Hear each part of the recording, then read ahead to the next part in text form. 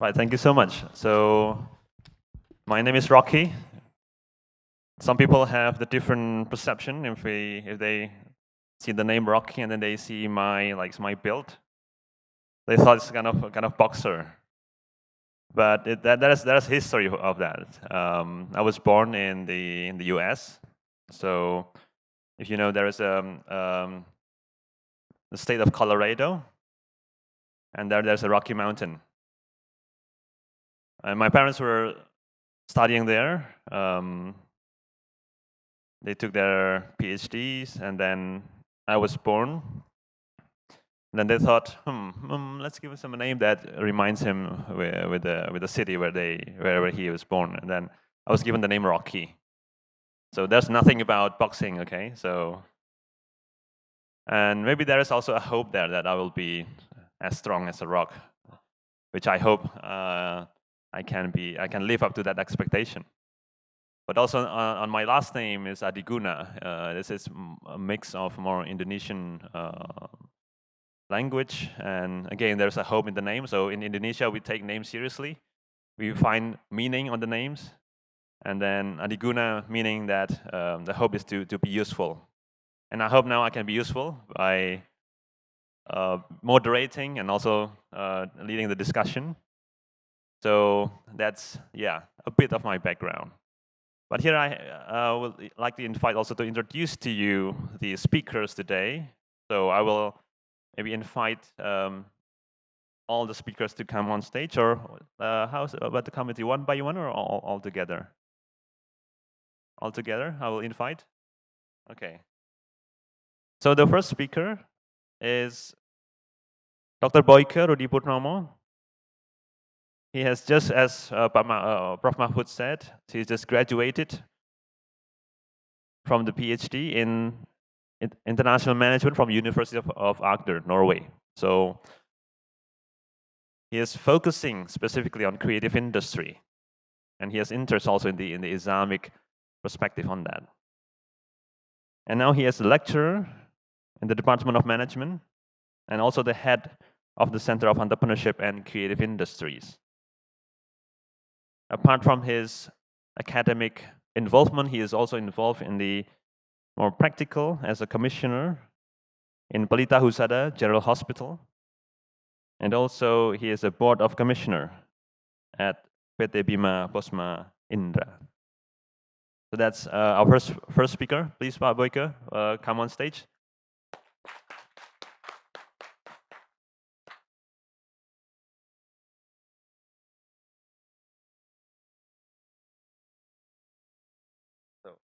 Right, so, okay, Pak Boyke, you can. Okay, I'll invite all the speakers first. The second speaker is Dian Kartika Rahajeng. She just graduated from the University of Essex with a PhD in accounting and finance. And she has the interest in research in corporate governance and forensic auditing and Islamic accounting, among others. And she gained her M.Sc in Durham University in Islamic finance. So please, Dian Kartika Rahajeng, please welcome to the stage.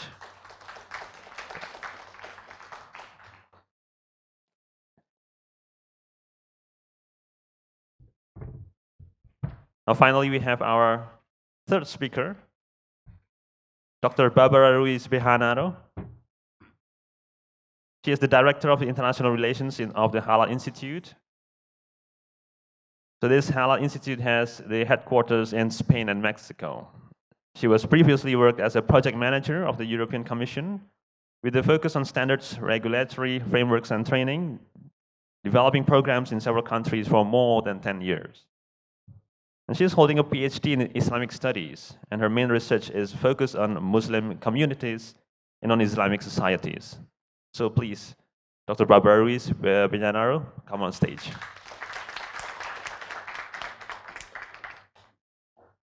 All right, so I will now give the stage to the speakers to present their thoughts, and I hope it will be a very much inspiring session because we will have different perspectives on the same issues.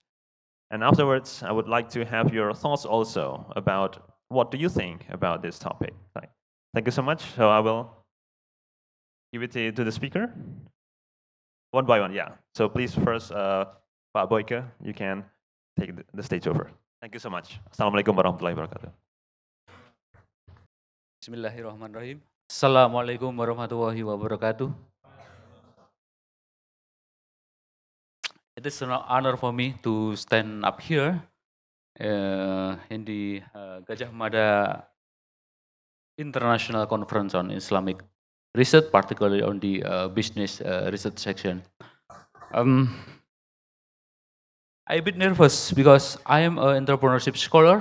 I am an entrepreneurial practitioner also, but I am not know a lot about Islamic things in the aspect of business. So I need first, particularly in front of me, there are some expert, Professor Mahfud Solikin, Professor Faris, Professor Amri,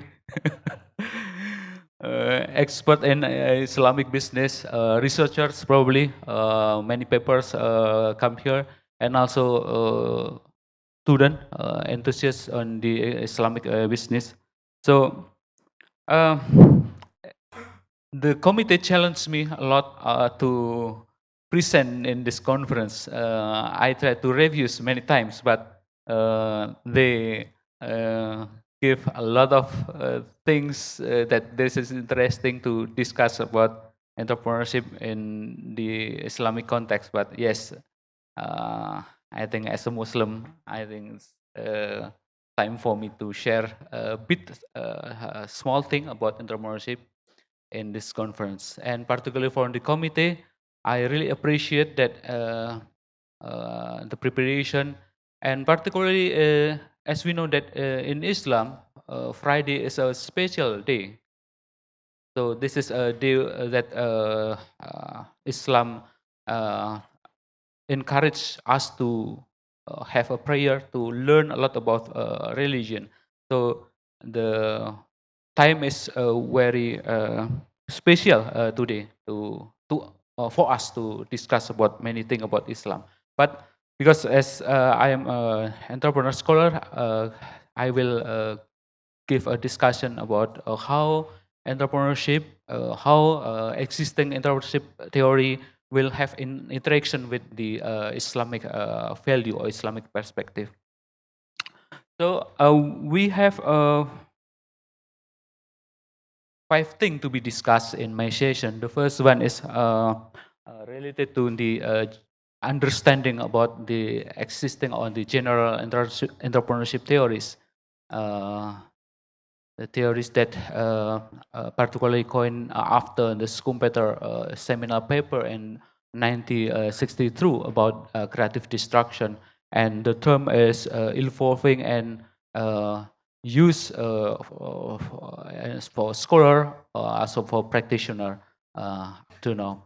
And the second is about how Islam, particularly Islamic value, have a connection with the theory of entrepreneurship. And the third is how the Islamic value affect many areas of entrepreneurship. That's probably my main discussion in this session. And the fourth is we try to discuss in the research area how a researcher try to model Islamic entrepreneurship and how it can develop for the future research.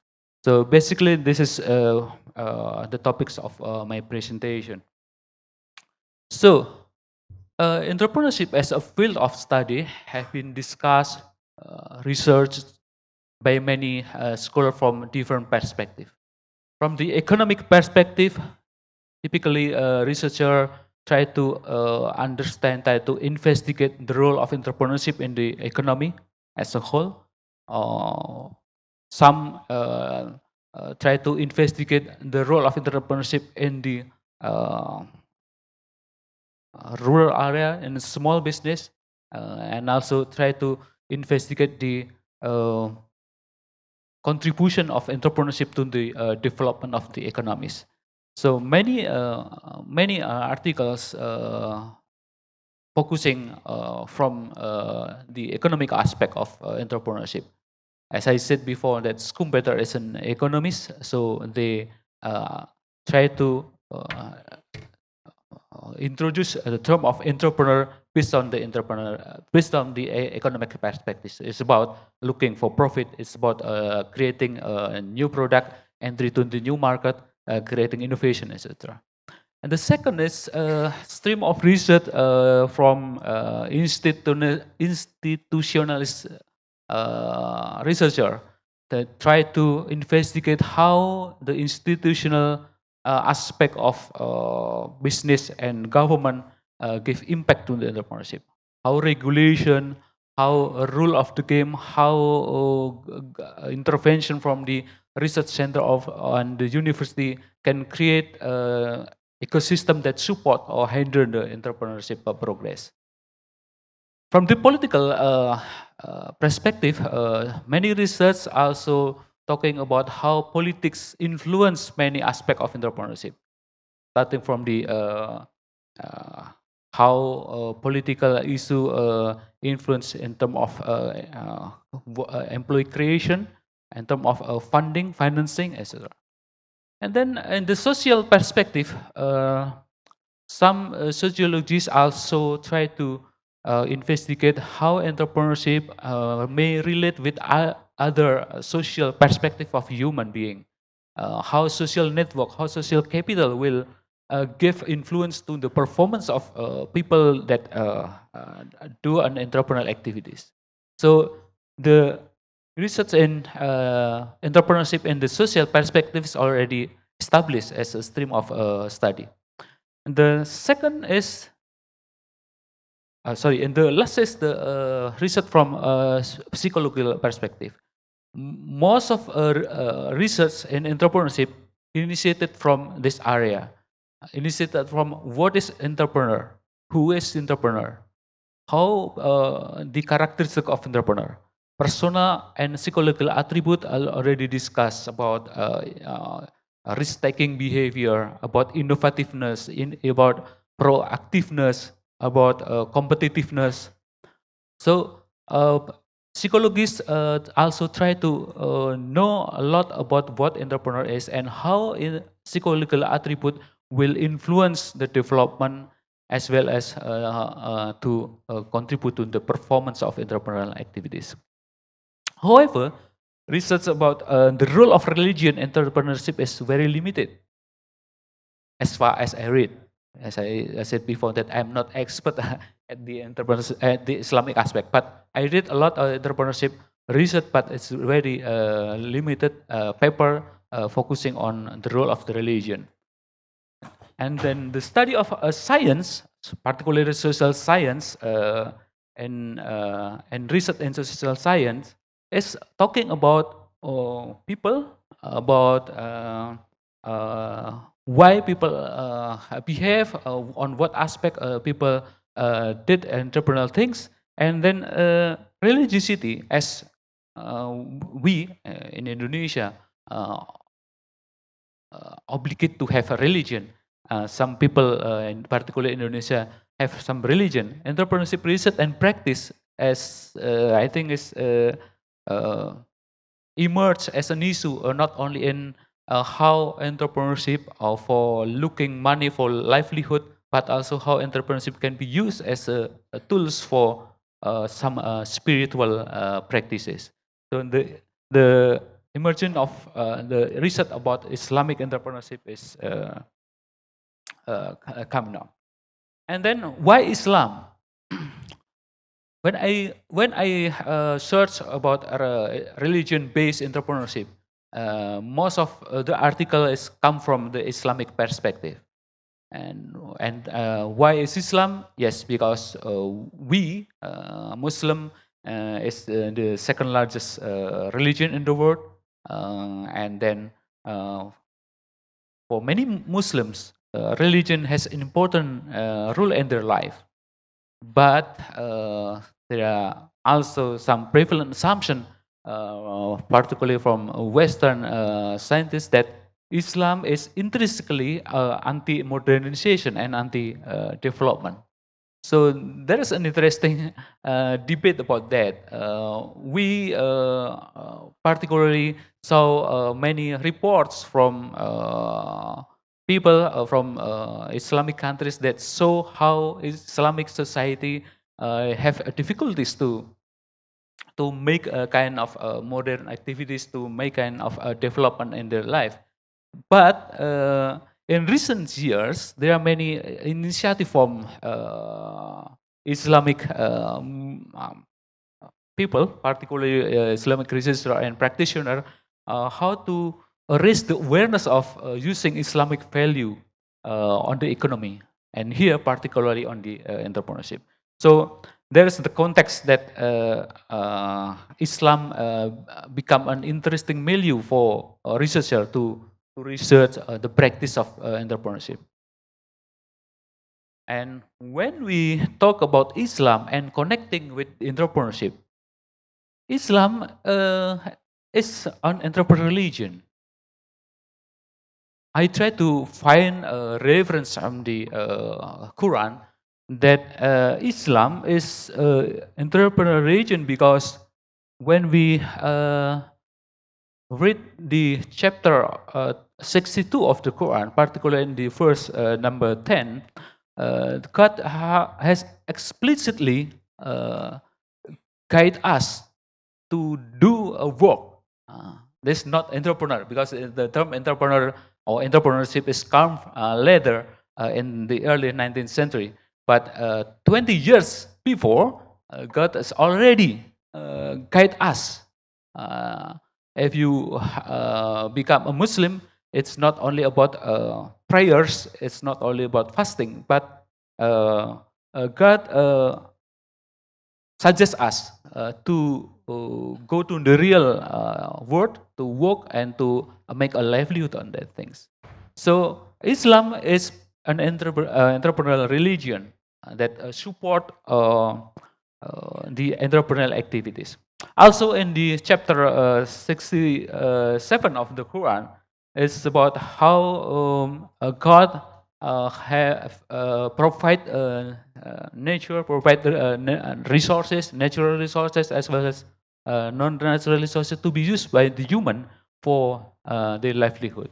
So the message is clear that also come from Tirmidhi, that when the Prophet Muhammad SAW was asked about what type of earning that the best, Muhammad SAW say that it's about risk, or about money, about work that come from his hand, come from lawful or from halal practices.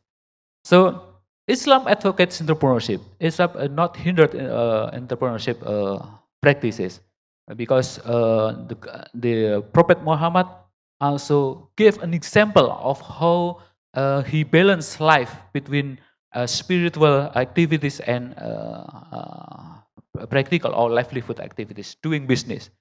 So we believe that Quran and also example from our Prophet Muhammad direct us on how important it is to be entrepreneur. And we try to combine between two concepts, Islamic and entrepreneurship. In a minimal definition, Islamic is about the declaration of belief of one God, and the declaration of the belief that Muhammad is the messenger of the God. And when we try to find the simple definition about entrepreneurship is about the capacity and the willingness of individual or even our organization to develop, organize, manage business venture, to contributing with capital, and then taking a risk to in order to make a profit. So looks like there is a separation, a clear separation between Islamic things and entrepreneurship. Thank you, Prof. Masbud. And the issue is how we can combine these two concepts. How can we combine? Is there any contradiction between entrepreneurship and Islamic value, or is have kind of an intersection between these two concepts. So we will take a look Islam or Islamic perspective when Prophet Muhammad asked by Jibril about Islam, Prophet Muhammad SAW say Islam is about three things. It's about pillar of obligation, obligation to about there is no God except Allah. There is Muhammad of his messenger. There's obligation to make a prayer, obligation to have a fasting, and also obligation to go to Makkah for Hajj. So this about what Islam is. Islam is about Rukun Islam, 5 pillars of Islam. Islam is also about 6 pillars of spiritual beliefs. And then we will learn later about how entrepreneurship is a part of the Iman, a part of the belief of people. Particularly in the Muslim, we believe in 6 areas. We believe in Allah, we believe in the angel, we believe in the Quran, we believe in the messenger, and we believe in the last day and the divine destiny. But when we talk about Islam, we talk about Iman, there are also one it's about Ihsan. This is the main objective of being a human, to make our life excellent in terms of God parameters, to worship to the Allah and to do our best to have a good mark in the Allah point of view, to make an excellent at that. So when we talk about Islamic perspective, we cannot separate with 3 concepts: Islam, Iman, and Ihsan. And when we compare with the taxonomy of entrepreneurship theories, in entrepreneurship theories, there are 3 main school of thought of entrepreneurship. The first one comes from Kirchner. We call it Kirchnerian. This come Austrian guy that they say, or they focusing discussing entrepreneurship about the entrepreneur, the individual, the organization that exploit opportunities. So when we talk about entrepreneurship based on Austrian school, we talk about how individual, how organization identify, exploit, use the opportunity to create something. The focus is creating opportunity. The other school of thought, Chicago School of Thought, is more stressing the importance of risk and bearing uncertainty. So, Chicago School of Entrepreneurship is majority consists of psychologists. So they mark entrepreneurship as a psychological attribute about people or individual or organization that have a characteristic of risk taking and bearing uncertainty. Without risk taking, there is no gain. Without bearing uncertainty, people will not have a profit. And then the other school of thought is from German school of thought. This is consists of many economists talking about entrepreneurship on the perspective of entrepreneur is an institution or is an individual who can create new combination, who can make a creative distraction. Nowadays we learn a lot about creative disruption, disruption. And the concept is actually initiated in 1963 from Joseph Schumpeter about creative distraction. Entrepreneur is someone who initiates the distraction, someone who try to find a new way to do something, to break the rule of existing market. Based on the creativity, make a creative distraction, then he will get a profit, monopoly profit. After after other people imitating the way they conduct creativity or innovation, then the equilibrium is achieved. That's the way German school of thought talking about entrepreneurship is about the market. There are other entrepreneurship theory like entrepreneurial effectuation or entrepreneurial bricolage, but the main entrepreneurial theory focusing on three aspects. The first one is about opportunity, and the second one is about risk taking and uncertainty, and the third is about creativity. So when we try to find entrepreneurship in Google, we find the three attributes. And how entrepreneurship from Islamic perspective, how we can connect between Islam, Iman, and Ihsan with the existing the existing entrepreneurship theory. GAMAICI in 2015 write an interesting article about the three pillars of Islamic entrepreneurship. The first one is entrepreneur. This is a conventional definition as what entrepreneur is. This is about opportunity, this is about risk taking, this is about creativity. But it's not enough in Islamic perspective. To be entrepreneur, yes. People doing business, people doing social work should have entrepreneurial capabilities, to have entrepreneurial competence. But it's not enough in the Islamic perspective. It should also consider the second pillar. It's about socio-economic benefit. It's about ethics in doing business activity.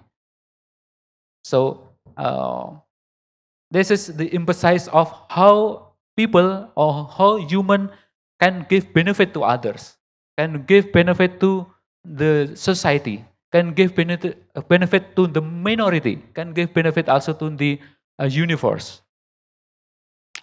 And the second pillar, particularly already discussed in the literature on the area of business ethics.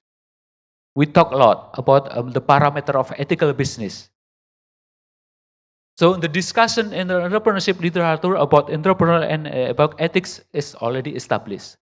But the third pillar, this is what differentiates between entrepreneurship that conducted by Muslim and entrepreneurship that conducted by non-Muslim. It's about religious, spiritual. It's about try to find a blessing, find felicity from the God. So the three pillars have a specific scriptural source, have specific scriptural references from Quran, from Hadith, from theories, etc. And then three pillar also contains different methodology and approach to understand. So that's what's it's interesting. It's like a black box understanding Islamic entrepreneurship, but we as a Muslim researcher have a homework to open the black box, particularly in the third pillar about connection of religious, spiritual, and entrepreneurship. And when we compare Islamic entrepreneur with other concepts in entrepreneurship, we can find a difference. When we compare with conventional entrepreneurship theory, they focus with parameter like benefit, profit, etc. They already discussed about ethical and unethical, using Western measure of ethics and social responsibility. So understanding entrepreneurship already include there about how they run the business using ethics and how they do social responsibility activities. And the second stream of research is social entrepreneurship. Social entrepreneurship combine entrepreneurship and social mission. This dilemma of a human, particularly problem in the society, and then entrepreneur try to solve the problem. Problem solving in the social or the community is the focus of social entrepreneurship. Some also focus on cultural preservation.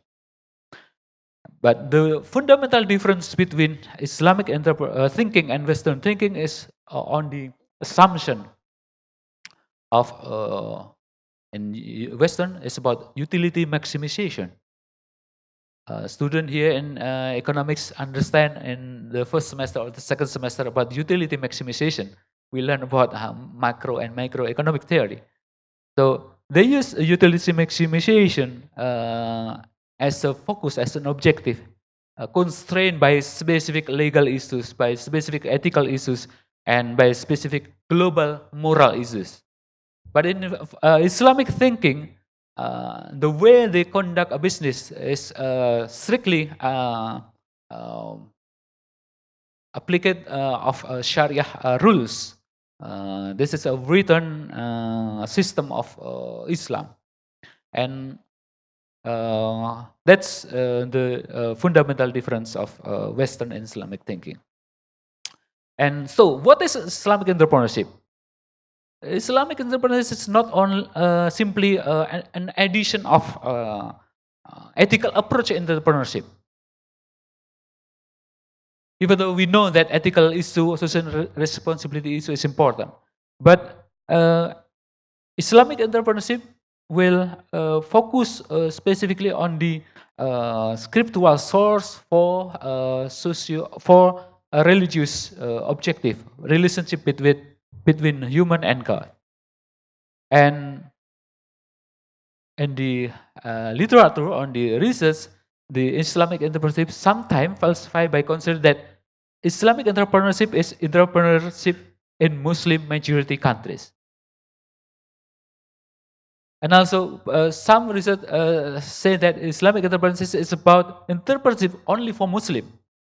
Islamic entrepreneurship is not talking about Muslim majority country. It's not talking about focusing on Muslim, selling for product for the Muslim. No.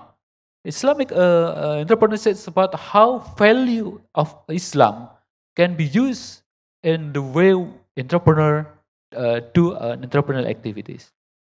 So when we do a research in Islamic entrepreneurship, we consider that Islamic entrepreneur is individual, a Muslim individual, or a partnership that consists one of the Muslim individual, or an organization that one of the member is Muslim individual that focusing on using Islamic value in entrepreneurial activities.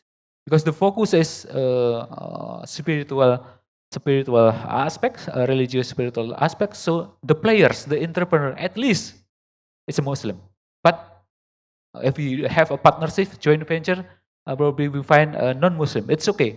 At least one of the member is a Muslim. It's about pahala. It's about Islam. It's about the belief, and it's about recognition. So the value can be used by non-Muslim, but Islamic entrepreneurs should be Muslim. Islamic entrepreneurs is content of beliefs and practice for God, which presuppose some of religiosity, using in accordance of Islamic value, and for non-Muslim. This is also interesting to learn about how there is a shifting from entrepreneurial activities, business activities that focusing on self-interest basis to the more family or social entrepreneurship. So there is a shift from the assumption of classical or neoclassical economic theory that individual have self-interest basis, using rationality and focusing on the maximization of utility. It shift the discussion to the more focus on the family, the more focus on the community. And how Islamic value play a role in entrepreneurship? So we use textual source as well as contextual setting to understand about Islamic entrepreneurship. So the primary source, of course, Quran and Hadith, and Sunnah. And the secondary source is Ijma and Qiyas. I am not expert on that things, so I just quote from the literature. Probably then Dr. Akbar or Professor Faris or Professor Amri will give a more clear explanation about Ijma, it's about Qiyas. But I am in this presentation will focus only on the primary source of the textual source. on how Islamic value play a role in entrepreneurship. There are also a third resource, particularly from value of the public, but it's very minimum. And this is the philosophical basis of entrepreneurship in Islam, according to Al-Fakani and Ahmed. The first one is Islam is not recognize any definition between temporal and spiritual dimension, between our life and life after life. So this is a basic philosophy of understanding entrepreneurship based on Islamic perspective. So doing entrepreneurial activities is not separated between a temporal or spiritual dimension. And then the second principle is about everything that individual undertake is part of his worship of God. Everything that we practice is part of ibadah. So it also about entrepreneurial activity. It's also about doing business. It's also about doing innovation. It's also related to finding money for capital. It's also we decision for investment, etc. It's part of the worship of God. And then the third principle is in Islam, commercial or muamalat are considered at par with any other form of ibadah. So, like any rituals of ibadah, fasting, praying, etc., muamalat is put in the par, have a significant value in terms of Islamic perspective, doing muamalah. And the fourth, Islam pays special attention to economics. Because in Islam, people expect to be independent. That's why Islam encourages independence. Here, still in August, we have Independence Day. Independence not about war, civil war, is about military war. The independence is about economic war. We learn about how dependence in economics may face a difficulty to the society. How they have dilemma to do a practice of prayers. Or some our neighbor or some are human particularly exchange their faith with money. Difficulty in economic will create some problem in the society, in the ummah. We know about issue about Christianity, Christianisasi, etc.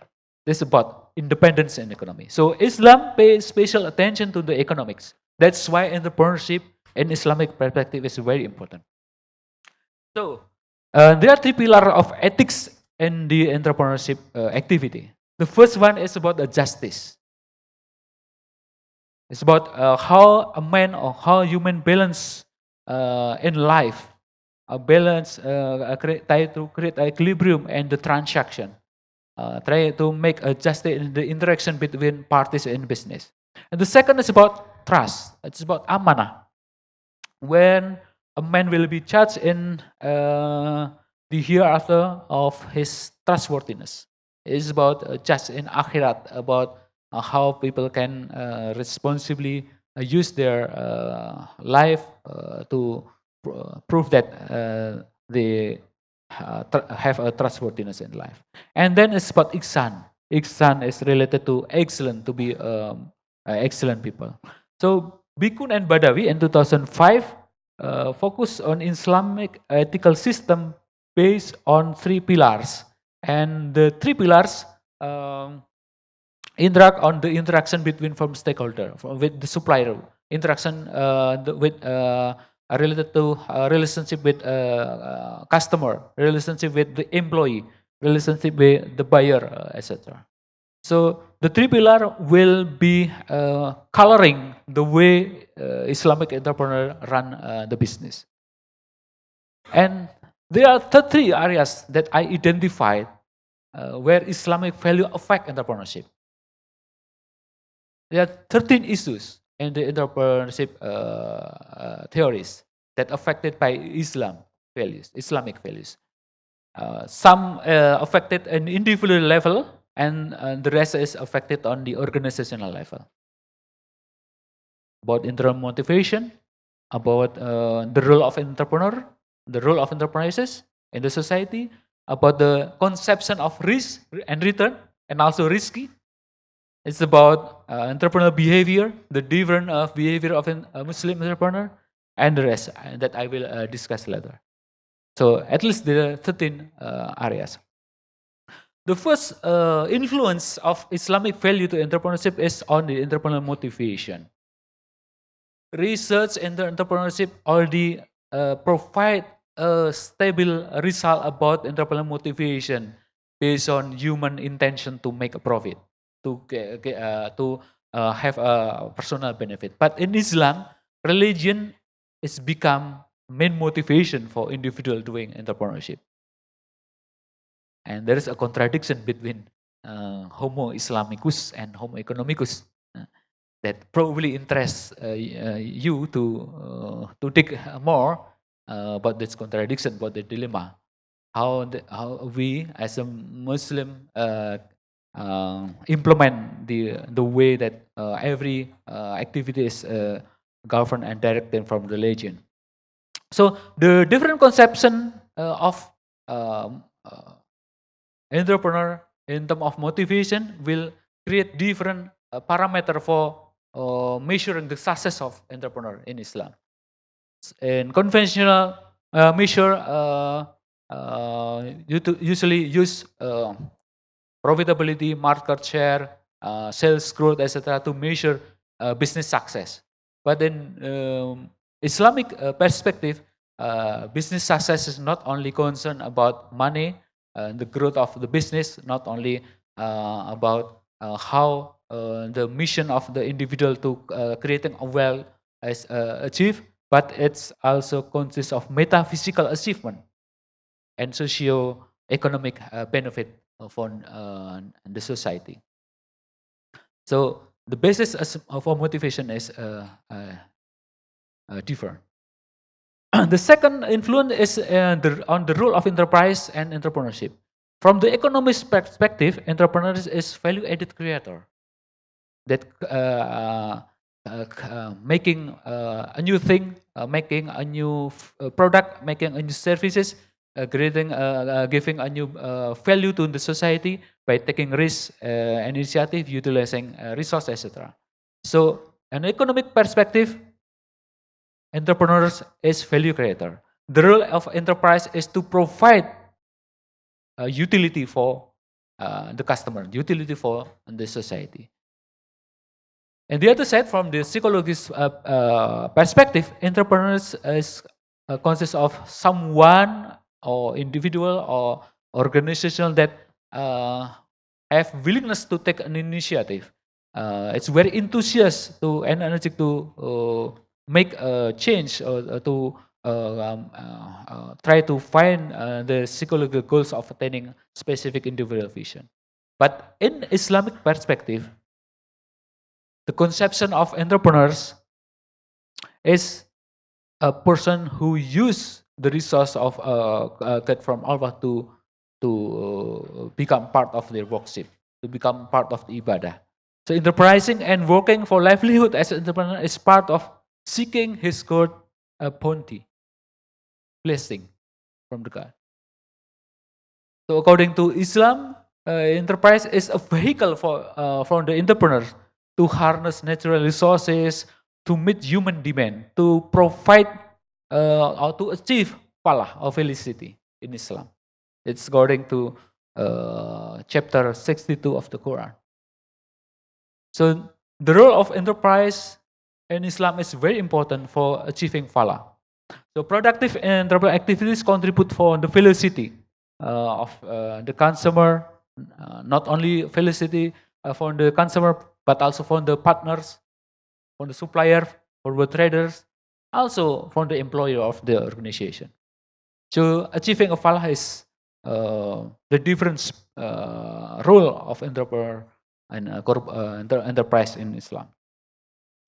The third influence of Islamic value on entrepreneurship is on the conception of risk and return. We, researcher or student in School of Business, learn a lot about concept of risk and return. When you intend to got a return, you should take a risk. Is it right? Yes. But how entrepreneur and how Islamic entrepreneur conceptualizes risk return is quite different. When entrepreneur deal with business, particularly, they face business risk and financial risk.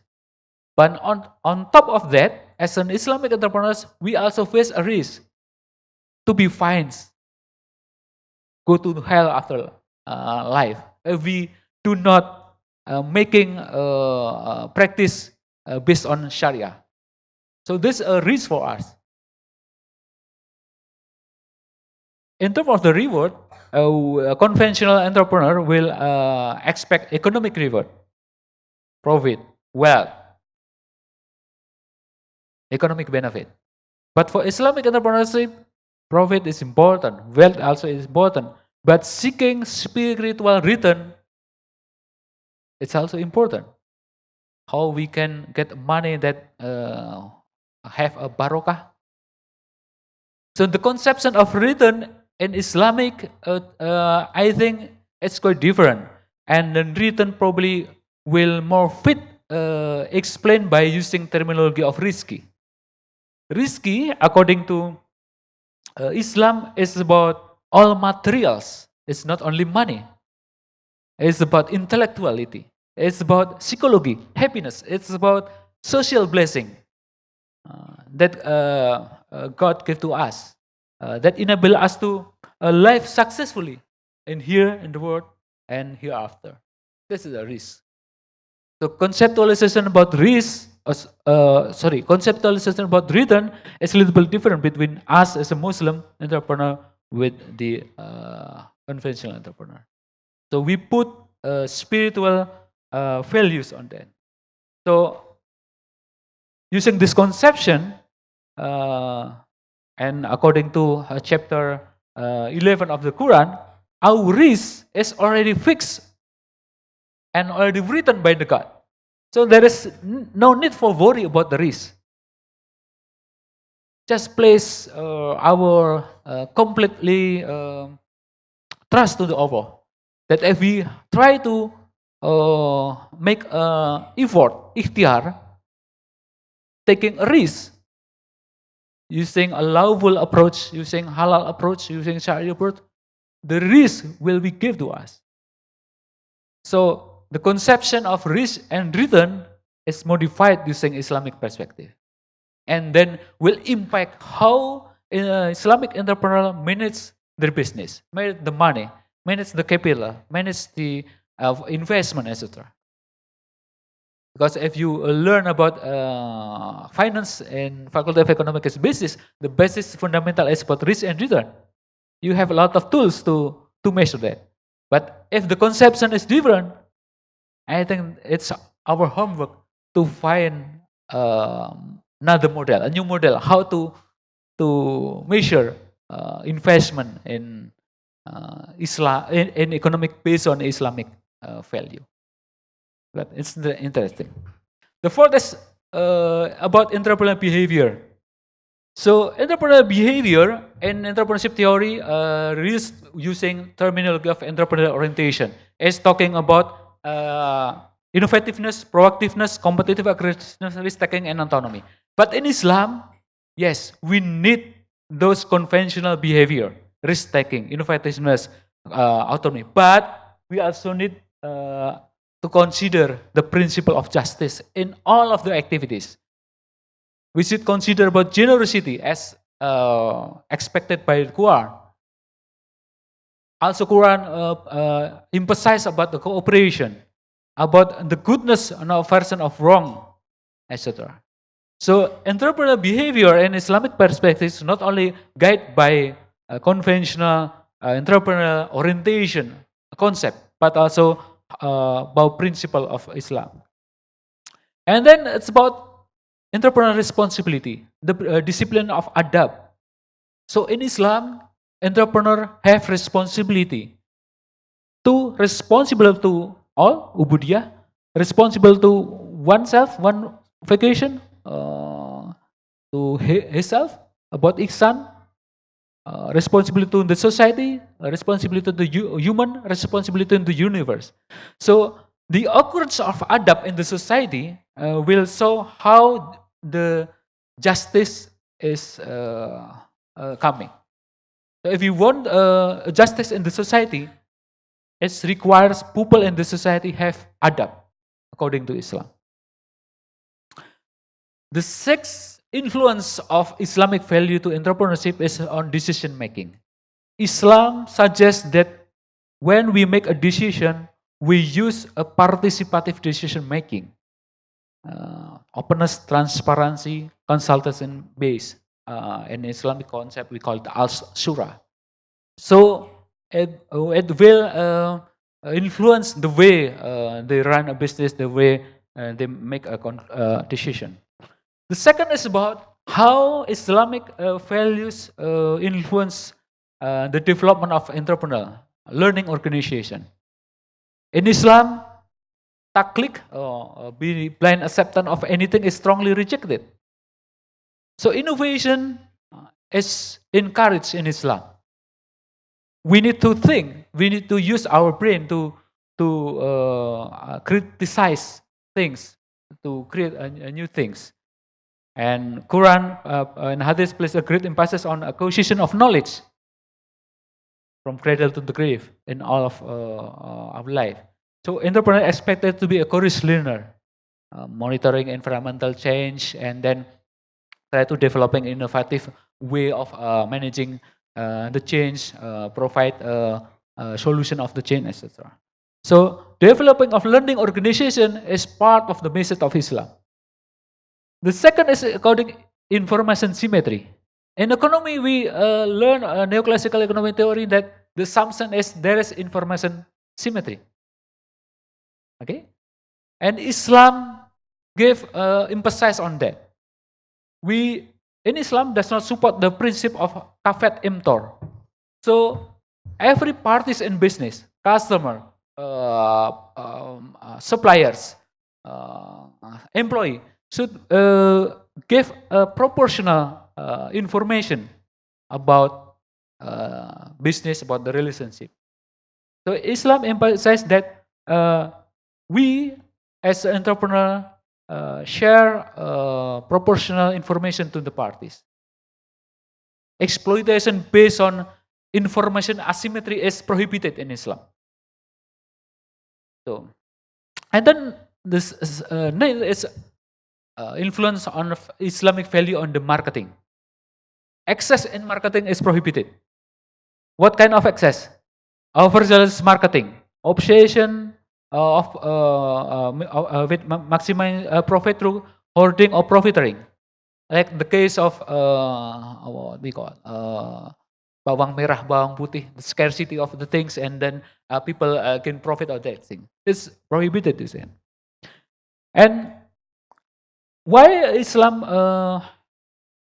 prohibited excess in marketing? Because as we read in the chapter 49 of the Quran, God loves those who are fair to others. So be proportional of giving a marketing campaign, of giving a relationship with the stakeholder. So according to Ibnu Miskawah, Islamic justice dictates that one not to be greedy in lawful earning. So because the greediness is the reason behind majority of unethical conduct in business. So putting excess to be fair is important. This is the issue probably will be related to the second speaker about capital and fundraising. Islam, as I said before, put emphasis on independence of individual, using their competencies, potential abilities. So Islam expect people to have independent on earnings. Islam limited suggestion to relationship between employee and employer, but partnership will be more suggested on Islam. So there are kind of self-employment and other business form in Islam, like sirkah, mudarabah, etc. And then according to partnership, Islam suggests that partnership is important because partnership can give many benefit, reducing inequality in the economy, allowing the social mobility of employee, etc. So having a partnership relationship in Islam is suggested. To be an employee is not really suggested because it creates dependence to others. And then Islam prohibited riba. And then the general rule of riba is that someone who accumulating wealth without work or without assuming risk is also not suggested in Islam. So having money that not be used for doing something is not giving manfaat or benefit to others. So related to money, related to wealth, Islam suggests that wealth should be got from the interaction between risk and effort. And about riba, the forbidden of riba according to Quran. So Habib in 1809 provide they call monetary structure of Islam about interest-free loans, trade, partnership, mudarabah, leasing, etc. And the 11 influence of Islamic entrepreneurship in Islam is about how we conceptualize man and resource. Human beings are ardent about possessing, in particular, extreme desire of wealth. We have extreme desire of wealth, looking for money, looking for wealth. And Anas bin Malik announced that if Adam's son had a valley full of gold, he would like to have to value for nothing. So in Islam, we value creation is not only not just for early pleasure and excessive spending, but in Islam, resources is part of the way our resources to be used for the worship, for the ibadah.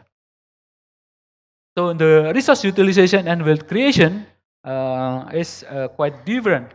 In Islam, Islamic principles suggest that entrepreneurs should not make a speculative activities or an arbitrage activities, but the focus of entrepreneurs is focusing on the value-adding activities. And the last effect of Islamic value on entrepreneurship is about research and development. So according to Islam, entrepreneur cannot assume that research and development is value-free. According to Islam, research and development is only suggested for things that is permitted, halal, lawful, and not relevant with prohibited activities. So research and development should focus on creativity that promoting the benefit of society. So that for researchers that try to modeling Islamic entrepreneurs. The first initiative come from Dian in 1966 that try to model the Islamic entrepreneurship based on the process of input, process, output, and goals. This guy is initiator of the Islamic entrepreneurship concept. The second is Hamid and Shari model. According to this model, entrepreneurship is consists of three relations: relation with God, relation with nature, and relation with man. And then there are financial things and individual capabilities or competence things. And then the entrepreneur try to use the financial and skill to make a business practice. This is according to Hamid and Shari. The third is Ramadani model. This is a comprehensive model come from Ramadani in 2015 about how the environment, Allah, the Quran and Hadith, and then Islamic practices influenced by knowledge and wisdom and faith in the Allah. And then the success will become the result of the activities in Islamic. And the last model is come from, I call it TNT model. Takat tapeh tafalai. It's difficult to spell it. This is two guys from the I think teaching perspective, how to teach Islamic entrepreneurship.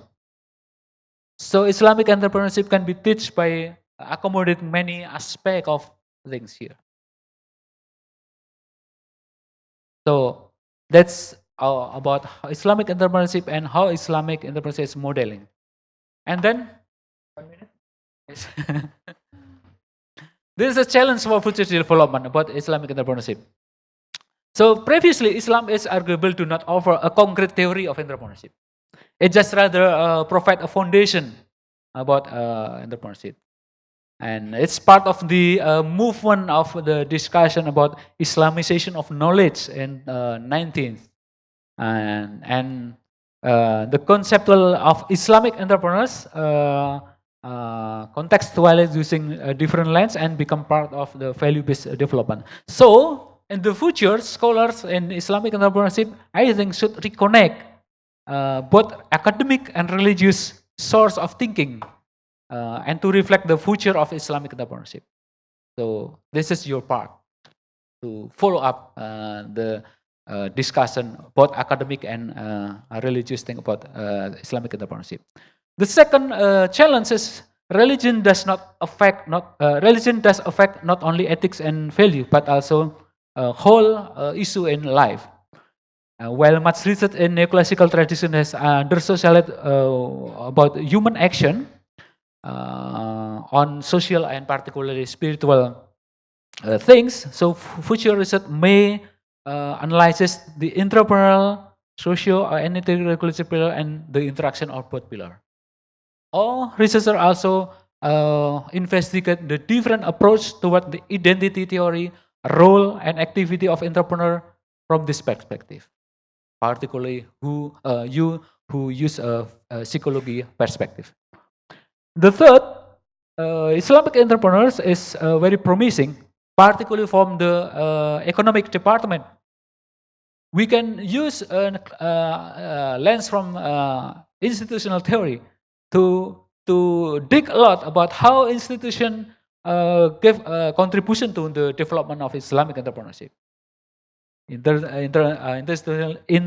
Institutional logic or institutional politics, it's important. So investigating Islamic entrepreneurs from the institutional theory is also promising. And then economic theory also reflect concept of satisficing and moral hazard, the role of and the information asymmetry. So strategic management practices, strategic management research are probably interest to research about the religious obligation that may affect on the possibility of competitive advantage. Or you may use a resource-based view from Barney on how Islamic entrepreneurship or religiosity become a resource to support a competitive advantage of the firm, competitiveness of the. But also, on the other side, probably consider that organization religion is part of the problem of the organization. So there's, I think, my part. I take a lot of time from the other speaker, so I should finish. I hope that's only a ignition upon the discussion. So thank you very much. Assalamualaikum warahmatullahi wabarakatuh. Thank you, Pak Boyke. It's a challenge, really. It's a very big topic and a very interesting perspective also. So for now, we will give the stage to Dr. Barbara Hayat Ruiz. Please be on stage.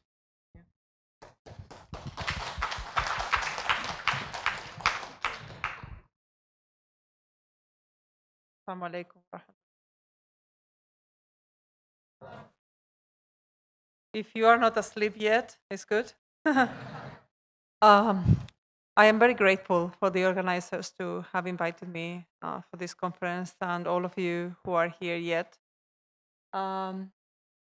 So what I'm going to talk about is about my experience in the halal economy. And I don't come from the academia, even though I am a professor. I'm honorary professor, which means I only teach or research occasionally. but I'm mainly in business, and business takes a lot of your time. So naturally, my experience is a practical one, and I hope it's interesting for you. So I come from the Instituto Halal. The Halal Institute is a Halal certification body.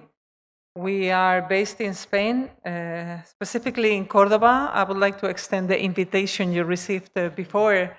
You are all welcome to come, and please do call me if you do so, because I'll be very pleased to have you as guests in Cordoba. The Halal Institute started working in Islamic economy about 20 years ago. We were pretty much the pioneers, and judging from what I see here, you are all pretty much millennials, which means you were born with the internet, right? I was not. I still remember we didn't have any cell phones. We didn't have mobile phones, and life went on, you know. And but you have been born in a generation where a lot of technological disruption has happened. And this is not bad. On the contrary, I think it's something very good, and it opens a lot of opportunities for Muslims. So we have to be aware of the opportunities. So my perspective is going to be the halal supply chain. And when I say halal, I want to make a difference between halal entrepreneurship and Islamic entrepreneurship, which has been one of the definitions you have used. When I speak about halal entrepreneurship, I mean creating products or services which are halal, technically permissible for Muslims to produce and consume. When we talk about Islamic economy, I pretty much can see the ethical issues behind our activities. So I think when we talk about Islamic economy, we're more referring to, I do this because my beliefs are these, and I want my deen to be reflected in what I do. And when I talk about halal economy, I'm talking only about the specific exchange of goods or services which are permissible for Muslims. Okay, so let's go ahead. Let's see if I can make this work. Yeah. Okay, we have seen the permissibility of trade and entrepreneurship in Islam. I'm going to provide the translation for your benefit.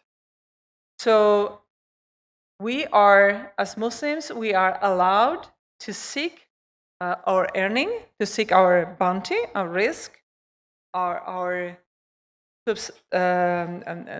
what we need to survive and to be able to exist in this world. It comes from Allah, and we are free to go and find it. Yeah? So the benefit of earnings are for men and women equally. So there's a gender issue here that the Quran makes very explicit, that both men and women can be engaged in entrepreneurship and in trade. Trade is one of the main activities connected with Islam. In the history of Islam, if you remember, Gadjah was a businesswoman. And one of the main activities of our Prophet was trade. And also trade served as a vehicle to spread the ideas of Islam throughout the world. So we have to consider trade as a very particular activity connected with our deen, right? So we are free to go and to find our risk on earth, right? But of course, there are some rules we must observe as Muslims. So we can obtain a benefit. So before we were talking about maximizing utility, but I think the Western idea of trade is to maximize profit. And when I say profit, basically I'm talking about money here, right? Then second point is that men and women both can earn. I mean, when you live in the West, there is always this conception about Islam as something that puts women in the second place and keeps women in the house. When I say in the house, means away from society or engaging in social activities, one of them being trade.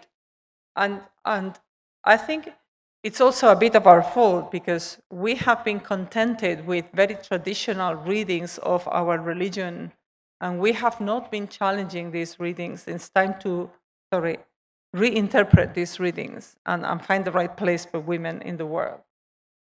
And then on earth, which means we can go anywhere we want. We don't have to constrain ourselves to Muslim majority countries or OIC countries or whatever countries.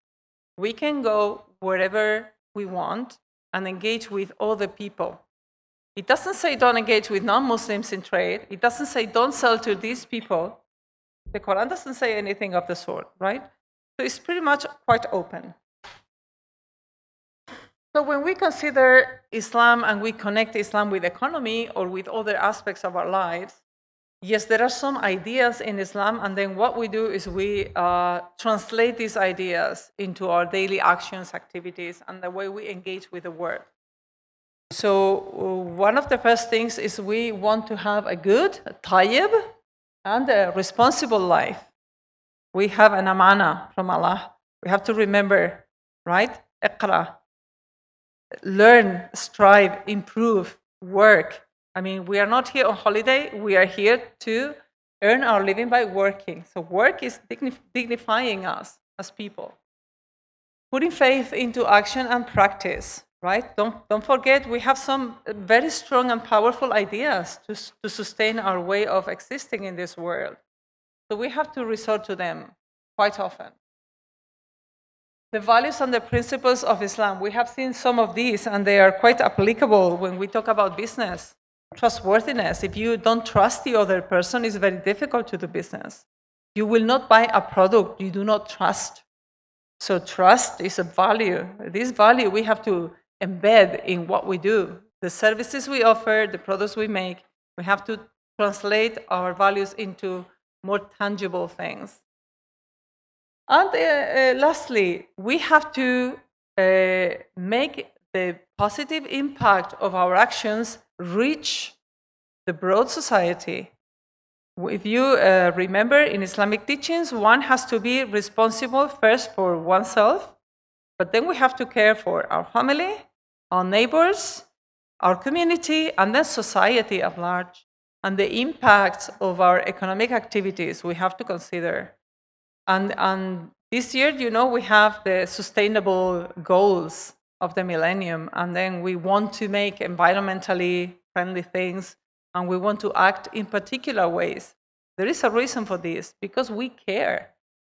Because we live together, Jamia, together on this planet, and we only have this planet as far as we know.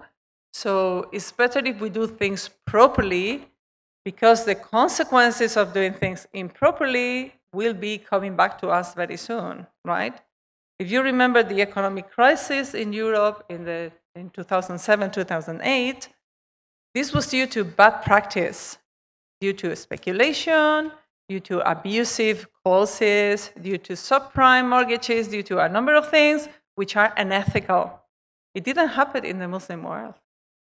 When you look, and that was the moment that a lot of people in the West turned their heads to the Islamic economy and said, wow, these people were not impacted by the crisis as we were. What happened here?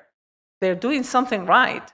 So they started, this sparked a real interest in Islamic economy in the West. So I think we have to stick to our principles and continue doing things in this way.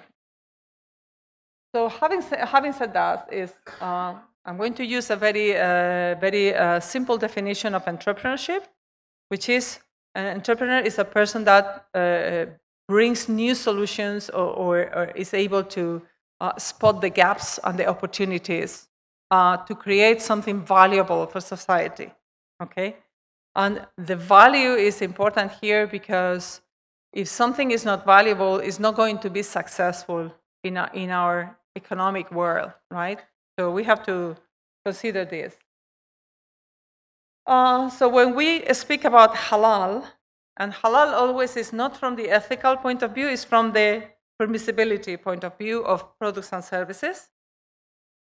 When we talk about halal, we are talking about an experience that is in motion, and societies are changing all the time.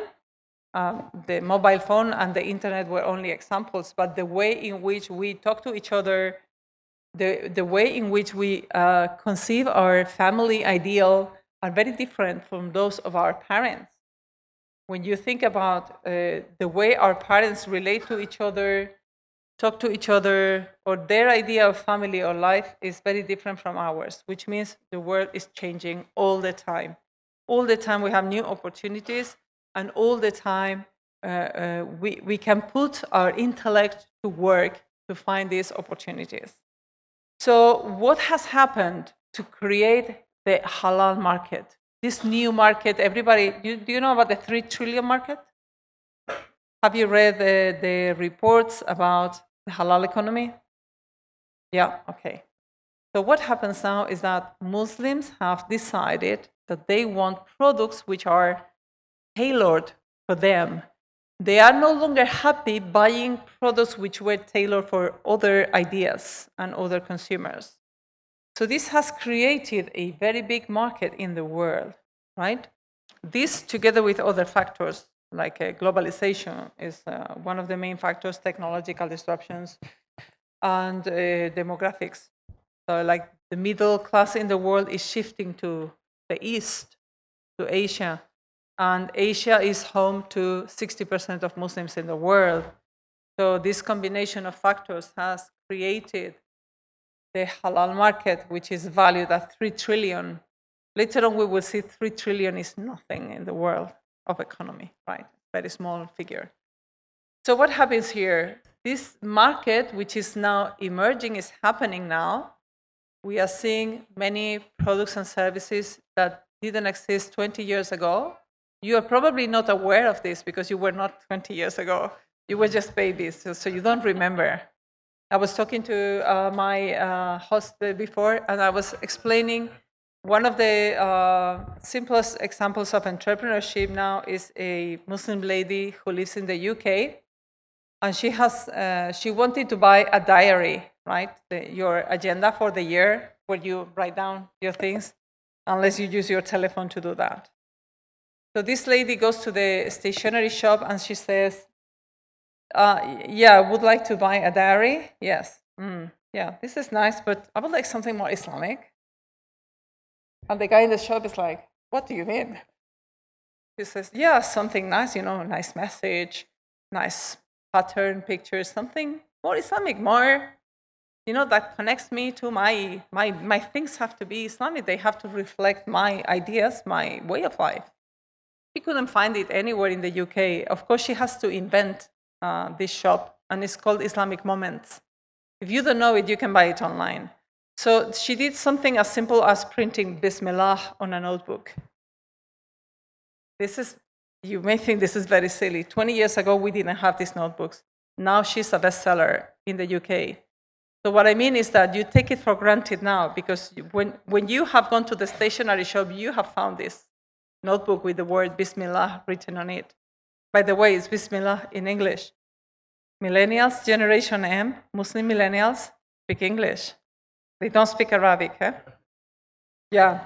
So she spotted also this new trait of Muslims in the world. Young Muslims, the new generation of Muslims, they are no longer people who are worried about their Arabic. They want to connect with the world. They're more worried to learn English. So she spotted immediately the kind of customers she was going to tailor this product for. So this is only one example. So the emergence of this market, and when I say emergence, is like we are at the moment living the beginning of something very, very big. We talk about things that are happening, which will be challenging if we don't know how to control this force, right? So for example, we have the willingness to sell. That means we would like to be the producers. We don't want to buy products from other people if we can make these products ourselves, of course. So we want to sell our products, but some people are not happy or they don't want to adapt to Sharia. So if they don't want to make the product that I want, I'm going to make it myself. If Disney doesn't want to make, I don't know, a Muslim cartoon with a Muslim character, I'm going to make it myself. I'm not going to wait for other people to create what I want. That has been one of the main sparks in creating a whole generation of entrepreneurs, and particularly I'm talking now about the UK. Many of you have studied abroad. The UK is one of the few countries in Europe where Muslims are kind of comfortable, like you don't get harassed if you wear the hijab, or you don't get harassed if you are called Muhammad. So the UK has managed to create quite an environment for entrepreneurs. And when I say an environment for entrepreneurs, I'm not talking only about Muslims. I'm talking about giving people, particularly young people, the chance, the opportunity to start their own business. In other countries, starting your own business, creating a startup, small starting business, is very difficult. In the UK, it's not so difficult. There are opportunities. So that's why these two factors came together. And there are a lot of entrepreneurs in the UK. Many of them are women, by the way. So another factor we are finding here is the willingness of other cultures to impose on Muslims. They want to sell their own culture, their own ideas. I'm talking about American Hollywood, for example, or Indian Bollywood. These are two of the most powerful and influential businesses in the world, cinema. Everybody likes to watch movies, but you have no idea all the messages they are sending you through a movie. They are showing you a particular lifestyle, a particular way of consuming, a particular way of understanding family, understanding relationship between people, understanding many things. Many of these ideas challenge our own deen. So we have to be careful. If we don't want our children to see particular things or to consume this particular form of ideology or propaganda, we have to start creating our own studios and our own cinema. I mean, otherwise, we're going to be victims all the time of this invasion of ideas which are alien to us. So we have to fight. So there's the young Muslim community are reluctant to compromise their faith. They want to be modern, they want to be connected, they want to be whatever, but they want to be Muslim, actively Muslim. They don't say, no, I'm Muslim because my name is Muhammad. No. They are Muslim because they believe these ideas are the ones to correctly live in this world and even to change the world. So they're very actively Muslim. Finally, there is a fight going on at the moment. If you are in economy, of course, you know the USA is losing their world domination position, and they don't like it. And China is emerging as a big economic power now, not only as a manufacturing power, but also 5G technology is now pretty much the playground of Huawei. Logistics and the Belt and Road Initiative is pretty much the tool China is going to use to gain their dominant position. The USA, which is the other contending power, they don't like it, and they are revolting against China. And you have seen the war of tariffs, and we are going to see many more chapters in this war, which are going to be very tense, right? But which Islamic country is an economic power? Because they create products that sell all over the world. Do we have Disney? Do we have Apple? Do we have Microsoft? Do we have Huawei? We don't. What are we waiting for? We cannot continue waiting for other people to do our homework, okay? So we have a rising millennial middle class in Asia with the correct ideas and with the power to change the world. So I think it's time that we see a lot of new companies emerging in Asia and growing to become the big players, okay? So there are many factors at the moment affecting the halal market. And as I said, this is an emerging market. This is happening now, and this is changing. It's going to be changing in the coming years, okay? So I think you can have a very important role to play in the future of OSCE countries. So when we think about Muslims, what we see is a new model of family and a new way of being a Muslim, right? Most of Muslims in the world are millennials, which means they were born with the change of the millennium, and they are probably between 25 and 35 years old now. So they are young people. Most of them are educated. This is another important difference with the previous generation. I travel a lot because of my work, and I meet a lot of people, and I can tell you, I know a lot of your parents didn't have the chance to go to university. Many of them didn't have the chance to learn English. Many of them never learned beyond the Fatiha any Arabic, because that's the time they had to leave.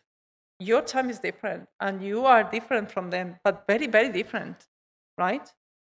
So when we look at Generation M, at Muslim millennials now in the world, what we see is a lot of young people, very well educated, well connected by their telephones to the world. And when I say the telephones, I mean that 80% of the online training now in the world is done via your mobile phone. You are no longer PC computer people, you're telephone people.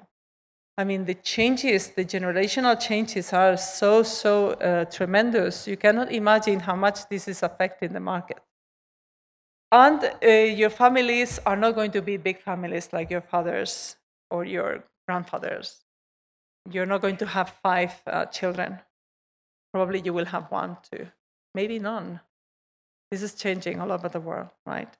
So the new Muslim consumer, the new Muslim people on the world are very different from the previous generation, and this creates a whole new market. Okay, let's go with the first surprise. Okay, I don't know how many of you know halal socks. Of course, halal socks are, for me, they are a paradigm of Generation M. For me, they are a very good example of what's going on now out there regarding halal entrepreneurship. First, the sock is not a new invention. We have had socks for centuries. I mean, but halal socks, what do they mean when they say halal socks? Do you know this product? No? You can buy it online, of course. That's where Generation M does the shopping online. You no longer go to the shops. Why bother? Right, this is a Canadian company. It's founded by a couple. They're both Muslims. And if you look at their very clever marketing line, halal socks are a step in the right direction. They're very, they guide you. They're, blinking an eye to your ideals of what is Islam and a very positive image of Islam. So let's have a look at the publicity.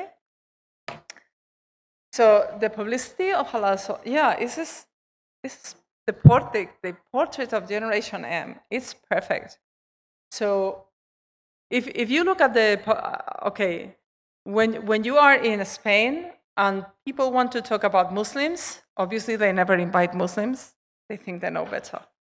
They always make these posters with very dark streets in Morocco or in Egypt with old people wearing the dark clothes. They never portray young Muslims, never. And most Muslims in the world are very young people. So this is, for me, something very shocking. So if you look at this publicity, you will see a guy who is kind of cool, He's cool, he's happy, he's active, he's sporty, he's colored, which is something, in Europe or in Canada, where this product comes from, is a bit breaking the whiteness of society. And his attitude is the most important feature here. Wearing these socks, he feels in heaven, he's flying. So the other poster for this product shows the new Muslim family. So you can see the father, Muslim mother, Muslim daughter or son, but only one, not 5 or 6 or 7. No, that's over. What they're doing is they're relaxing in a nice green park with a beautiful blue sky. Probably this is UK on the only bright, nice, sunny day they have a month.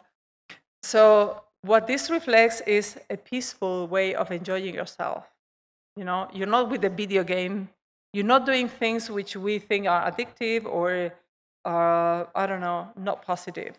They are doing something which is very Islamic, which is enjoying peacefully nature in the middle of a city.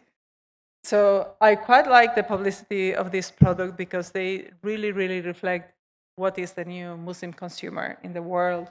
Not only in the West, this product is intended for anybody. As we said, you can seek your bounty on earth, all of the earth. So this food is Mr. Justin Trudeau's food. He's the president of Canada.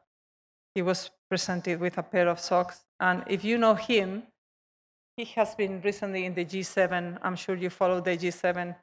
There was an article in The Guardian about his socks, because Justin Trudeau is a person who uses his socks to send messages. Yes, you think this is a bit ridiculous, but it's not. His socks in the G7 were yellow, purple, and blue in very strange geometrical forms, and the interpretation of the British journalists was that he was reflecting the disconcert and the lack of understanding between the G7 members, which is quite right. Actually, it was a disaster. Anyway, so these socks are called Eid Mubarak, and he wore these socks upon different occasions to mark his engagement with the Muslim community. So what is interesting about this product, and particularly this occasion where he wore these socks, is that these socks are also sending a message to people who are not Muslims. They can join us in a simple gesture like this, right? And of course, I brought you this particular model called Muslims of the World, which comes with a nice card with some pictures depicting the future of our being on this earth. So these are, this is only an idea of a couple, entrepreneur couple. And pretty much what I mean here is that when we think about halal or the Islamic economy, okay, you talk about the economy from the financial or banking or accountancy point of view, but when you go to the real world, we're talking about products and services mainly. So you have to scratch under the surface to find the spirit of these products and services and see what has made this product a success. Why is this product working out there? And the first thing you have to consider is that this product was made for these people. These people are the new market, right? So I have considered 3 stages for halalpreneurship or halal entrepreneurship. First, we have to get ready. We have to understand if we want to be entrepreneurs or we want to work with entrepreneurs, we have to understand not the traditional business management or financial aspects of entrepreneurship, but I'm going beyond that. I'm going to talk about, okay, we have this theory, but now we're going to put this theory in the world, in the real world, into practice. So first, our intention, our niyyah, is we want to serve the ummah. We are here with a mission, right? We're not, of course, we're going to make money as well. Sustainability first, you know. The business has to be sustainable, otherwise we're going to close down. And that's not the purpose, right? So we have to make these things compatible. The second, we have to be aware of the opportunities. There is a massive opportunity now because we have a whole new market. Nobody is knocking on this door. Well, nobody, yes, a lot of people is trying to knock on this door. Fortunately enough, many of them do not have the clues, right? But we do have the clues because we are Muslims. We know what we want. So opportunity there. Specific knowledge of the Muslim consumer. This is where a lot of brands are crashing or are failing. They do not know what Muslims want, so they launch products in the Middle East or in Asia, and these products are a failure. Why? Because they chose the wrong name, because they chose the wrong ideas for the marketing. There are many things. There are things which are connected with religious and cultural keys that we use, these keys. We understand each other because we share ideas. But when somebody tries to get into our world, they don't know all the ideas. So they need to start understanding our market first. Then, for example, when we talk about halal products, the biggest player in the world of halal is Nestle. Nestle is your Kit Kats are made by Nestlé. So Nestlé is a Swiss company. They're based in Europe, and they are the biggest player in halal. They have, I think in Malaysia only, they have 8 factories. I don't know how many they have here, but they're a big, big player, and they do products which go from cereals to pretty much the best-selling drink in Malaysia, which is Milo, the chocolate shake. Right, they make a lot of money, obviously, but they have been very clever, and they have been clever because they have engaged with the Muslim community before they design the products, right? And also they are aware of something which is diversity within the Islamic community. Not all Muslims in the world are the same, of course. Muslims in Canada may want different things from Muslims in Asia, but pretty much we have the same ideas. So there's a common core, and there's also a diversity there. So you have to know this before you go into this market. And then the constraints, I mean, the difficulties of going into halal entrepreneurship are several. But when I speak from the European perspective, I have to mention that Europe is pretty much a hostile territory for anything religious. So if they perceive your halal socks to be religious, they will not buy them. If they think your stationery that says Bismillah in very nice letters is connected to religion, they will not buy it.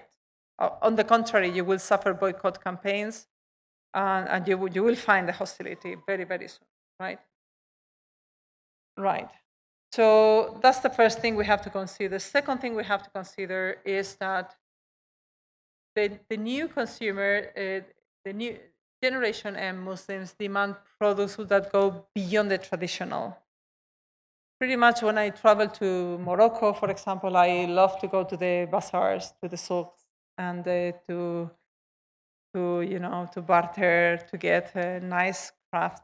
But then what happens is these are connected to a different generation.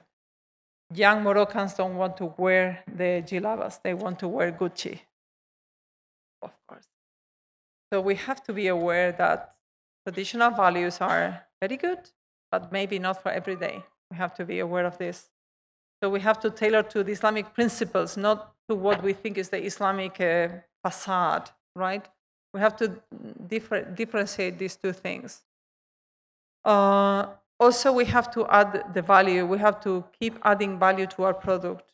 We said we care for our ummah and for our world, so we have to prove our product is environmentally friendly, that we are not exploiting any people in their manufacture, that we are not exploiting or over-exploiting resources, that we are considering humane values, we are being fair and treating fairly our employees or our partners, and we are using an inclusive optics, here to embrace diversity, but in unity.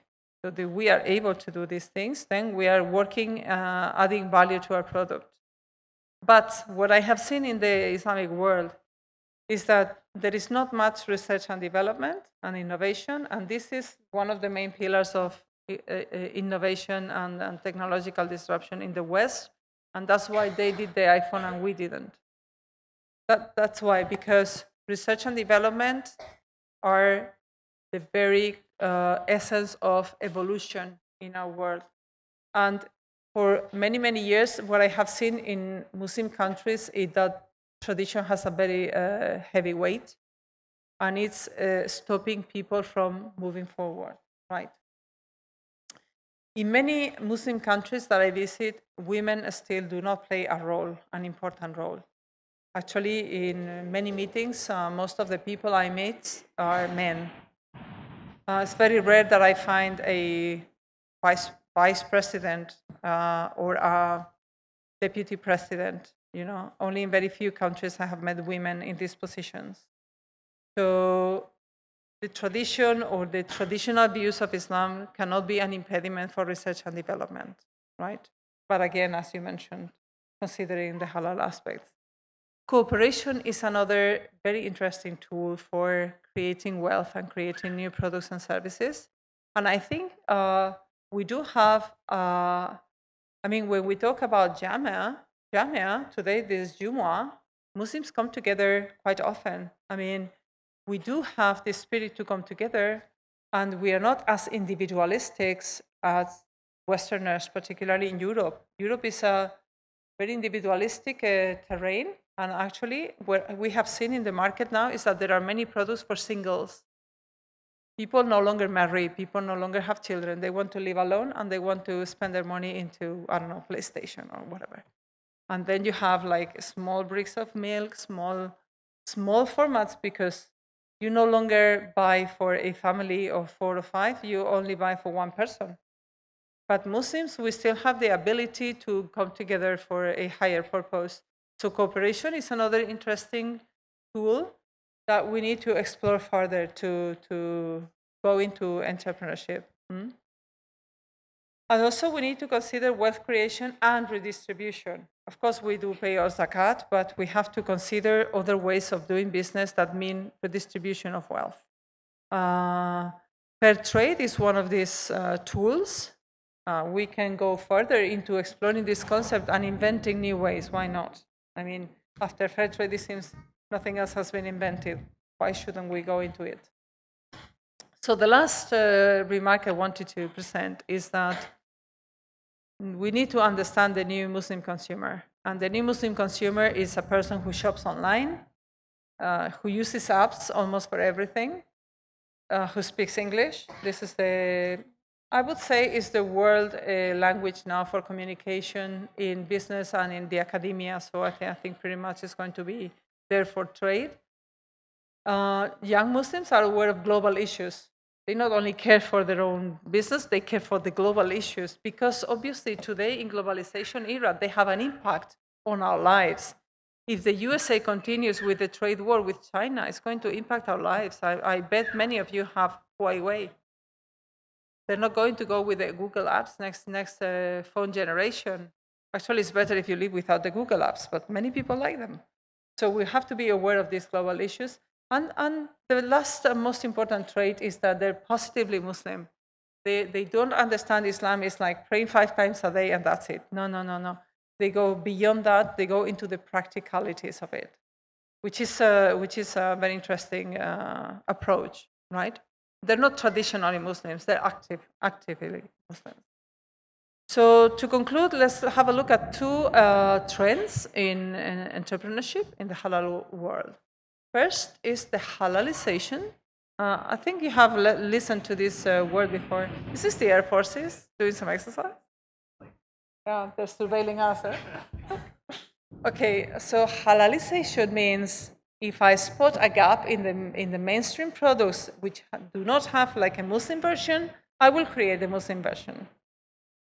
Right? For example, there is this mom. I'm going to give you another example of a Muslim mom in the UK.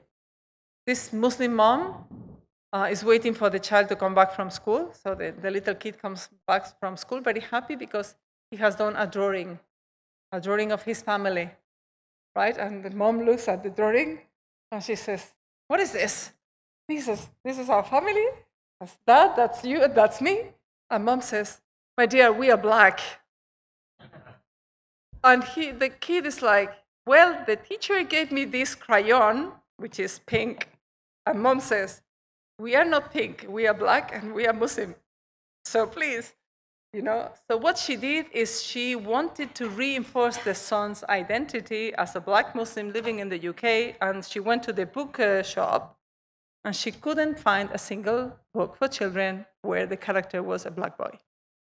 So she decided to create her own publishers company, and she is now one of the best-selling companies in the UK, which is Books for Diversity. So what she did is to give boys and girls, black or brown or Muslim, the place of the starring character in the story. Something simple as that. In all the other books, the character were mainly white boys being the starring character in the story. And so what she did is she spotted the gap, she spotted the need for books that addressed diversity, and she started a publishing house. So is a successful business, and actually the books are pretty well done. There's some quality in these books; they're very beautiful. So this is only an example of halalization. Sorry, where am I? Here. This is another example. The mocktail company, also by UK lady entrepreneur, because she has this group of friends, right? UK ladies, and they get together, and the UK ladies drink martini. And then she's like, she's left with a glass of water, and she feels it's not glamorous enough. I want something a bit more sophisticated to enjoy my afternoons with my friends. Why not? So she invented, first she created mojito, which is a mojito without the alcohol. And then she expanded, she's already in the growth phase. She expanded the range of products to produce other flavors which are tailored to the UK Muslims. But if she were selling here, she would probably have to add mango, durian, or others. But there's a lot of, imagine how much growth can there be here. So, and she started in her garage. Typical, startup. Right. This is another publisher's company called Good Word. This is focused on Islamic books for children. Right, they explain moral values, or they explain the history of the Prophet, but these are for children. They're in English.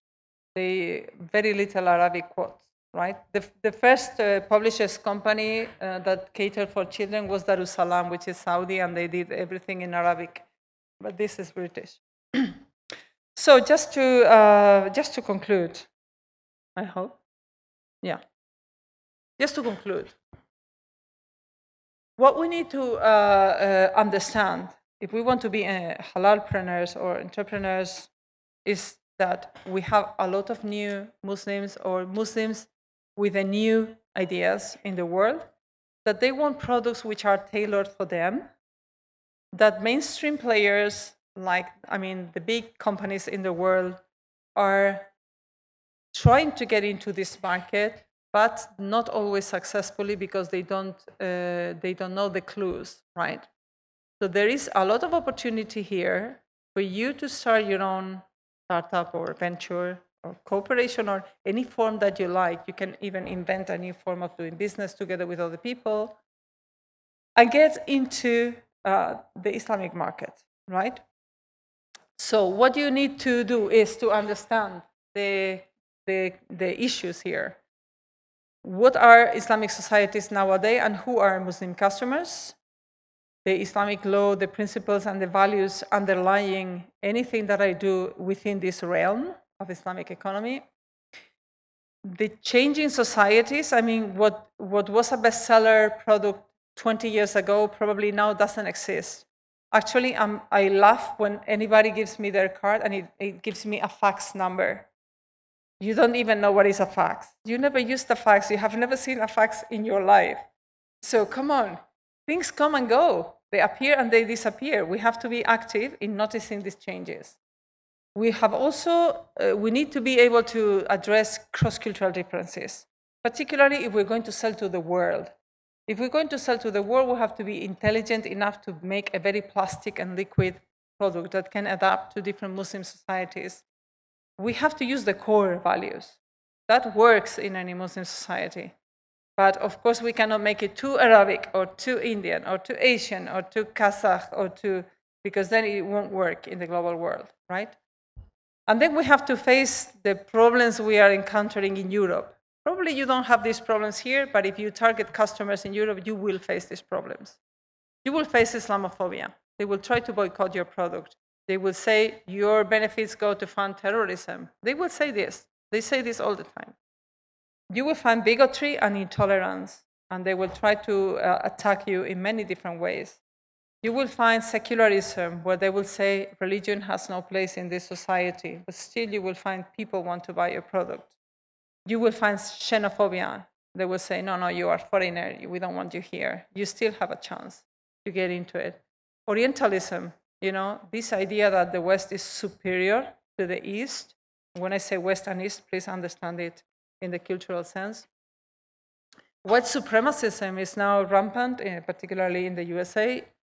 And we have a lot of right-wing parties in Europe putting these ideas that only white guys are the good guys and the top guys and the others are not worth even mentioning. So we have to fight these ideas. Ignorance about Islam is something very curious. Since 9/11, in every news program in Europe, they talk about Islam in one way or another, but never in the positive way. So most people, they don't really understand or know anything at all about Islam. And of course, there's a lot of prejudice. But we all have the chance to become big players, like Nestle, for example. And to conclude, right, we talk about the 3 trillion market.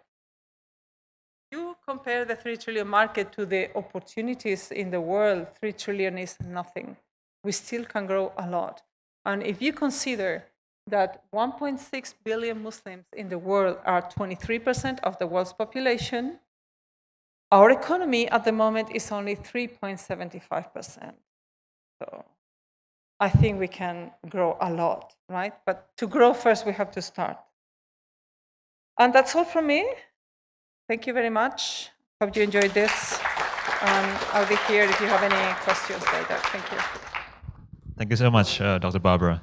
I think I had a personal connection to that product by Goodword, publisher. I was, when I had my second child in Luxembourg, we were looking for books tuned to Islamic values, and we were finding one publisher, I think from Canada, isn't it? I think the author was from Canada of that, like A to Z. So we bought that one online and we got it. So yeah, I can come back home and show it to you that I have that book already. So okay, thank you, Dr. Barbara. Now we'll move to the next speaker, Dr. Dian Rahajeng, please. Okay, thanks very much. Hello all. Assalamualaikum warahmatullahi wabarakatuh.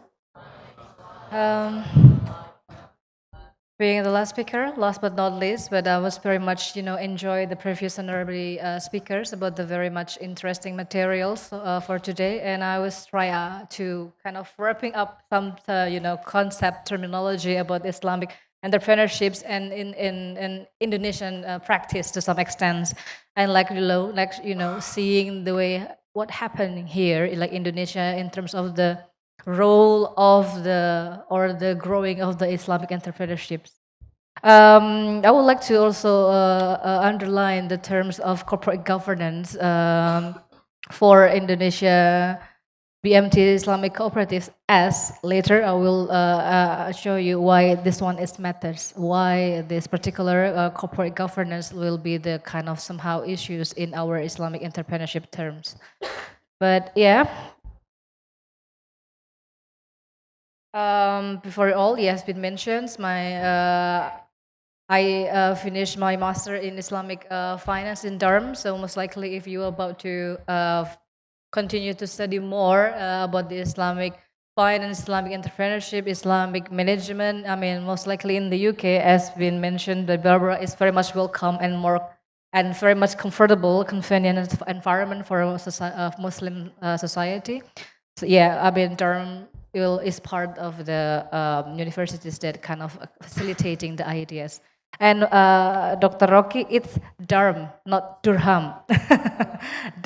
It's different. If you mention about Durham, it's gonna be like Durham in States. So it's we kind of somehow aware that in States and in the UK have a quite similarity in cities and areas. So yeah.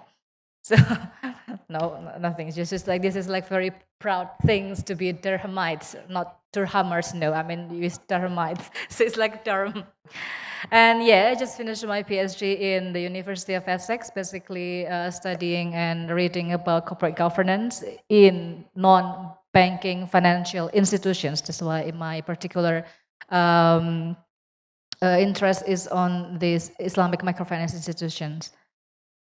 Right. Somehow wrapping up what's been mentioned by the previous speakers about the terminology of Islamic entrepreneurships, the concept, the practice, the importance of this. So somehow pointing out, like I will gonna discuss about the key facts, even though it's key growing facts, maybe what Barbara said, and key facts and issues, and then later I will pointing out what's actually the question here, what's our homework? I mean, adding up with the previous homework that have been pointing out with the previous speakers. But what's our homework next? What's the questions here? What's the importance of this particular financial Islamic entrepreneurships organization or institutions?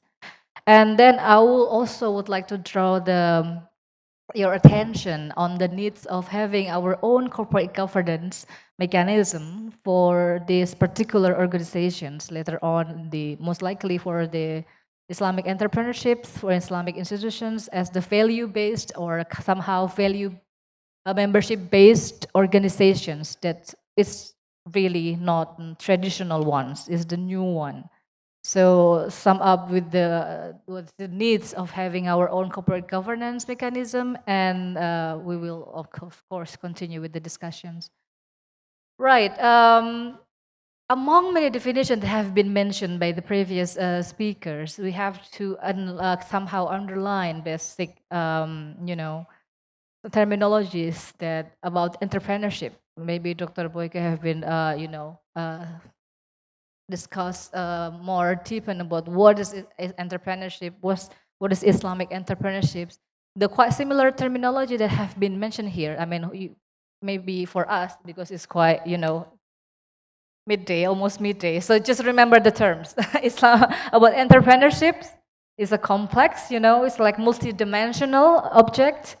And it's the kind of, I took it from Fayole 2013.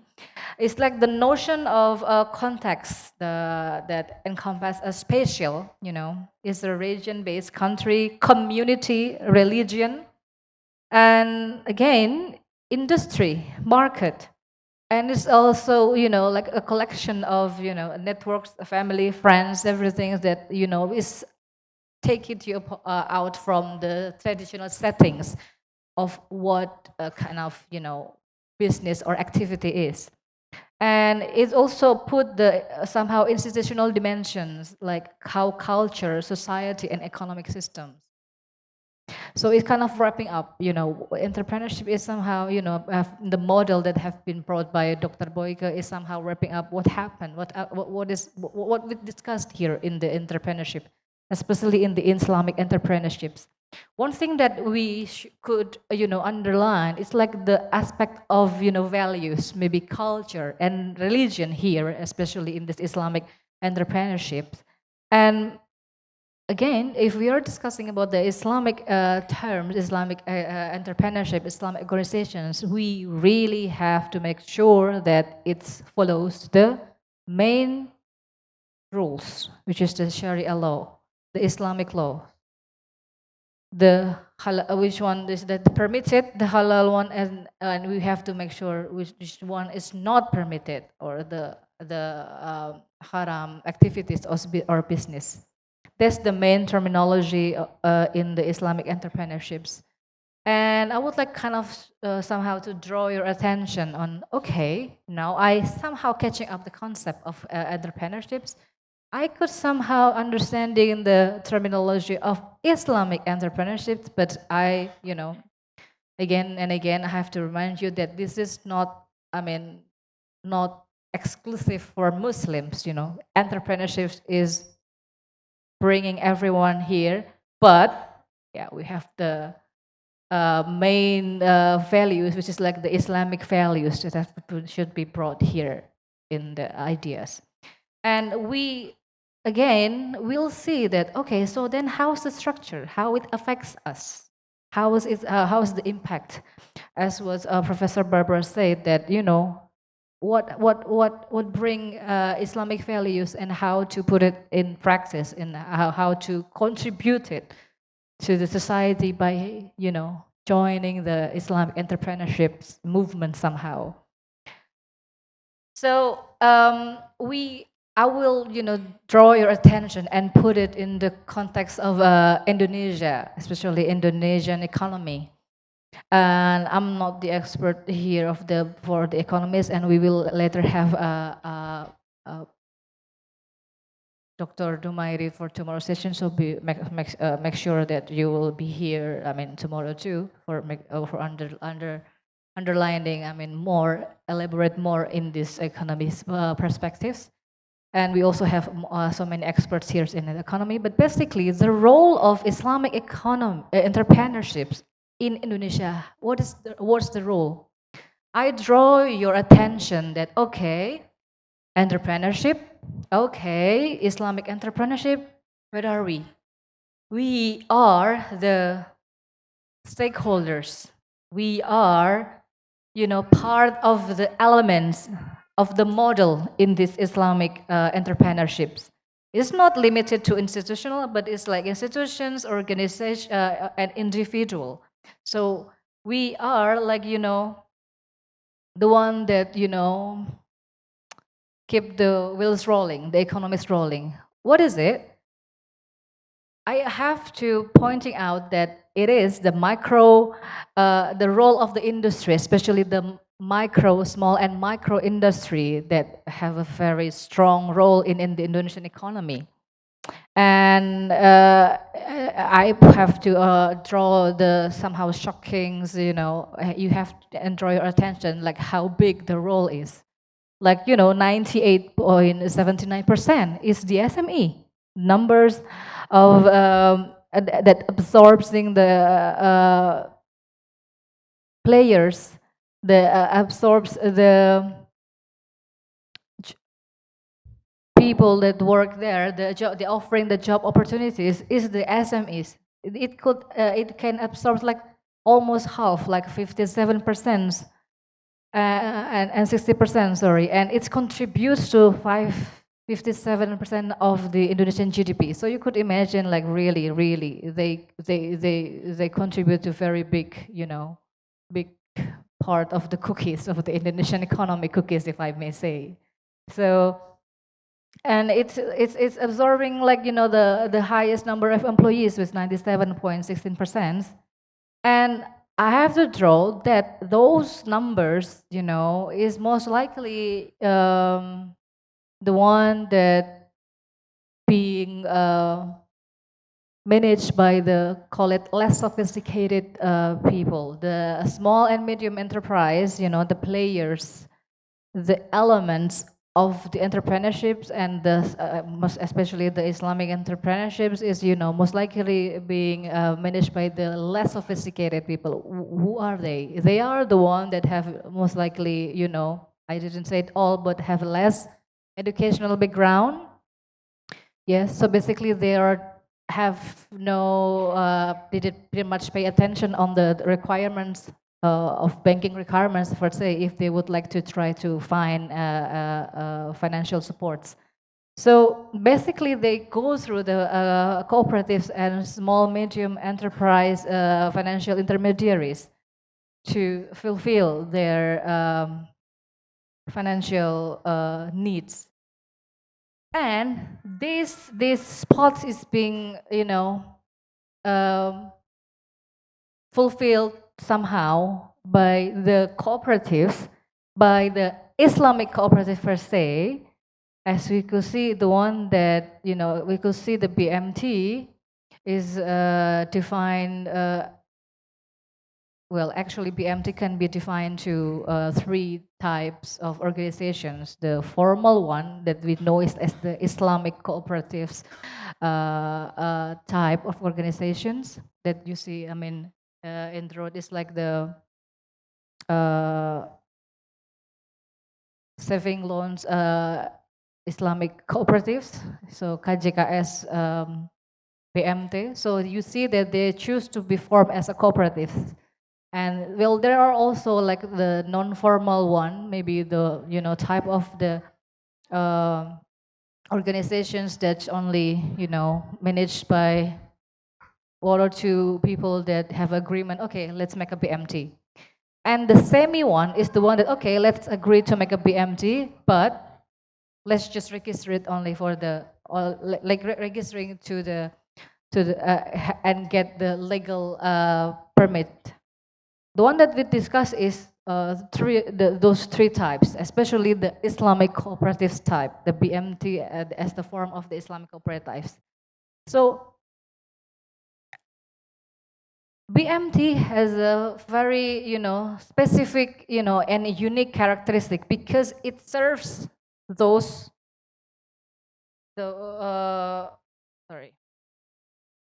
it serves this market, serves the small medium enterprise, the players, the one that, one of them is stakeholders, the players, the users, or anyone that keep the Islamic entrepreneurships going. And on the other hand, BMC is mushrooming now in Indonesia. It have a rapid growth and spreading across the nation. So basically, they are everywhere, and they are the one that accommodate the financial needs of the small and micro enterprise. By what? By offering them like the convenience services, because as I said, as I previously stated, that the one that manage the SMEs is usually the less sophisticated one, right? The one that don't even bother to fulfill all of the requirements that asking for the banks. That's what PMC do. They're catching up these bits. So you see that SMEs are economically important to this Indonesian economy, and BMT is being the bridge of support for supporting this part of the group, and that's why it means that BMT can also, somehow contribute to the Indonesian economy. So far, we see that, one of the players of the Islamic entrepreneurships is like the institutions, is, the people, the SME, the industry, and we have the one that's supporting them. One of them is the cooperatives, the Islamic cooperatives. But we have issues.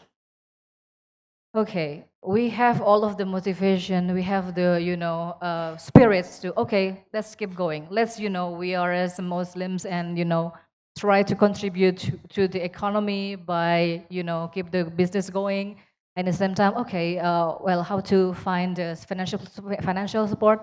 Okay, let's go to the BMT. But the BMT per se, okay, it's promising institutions, I believe, but still have homeworks. That later will be our homeworks too. Basically, the BMT still somehow runs in an extreme environment. Why I call it extreme? Because there's still a lot of homeworks for that. Basically, they are operate in the unregulated environment.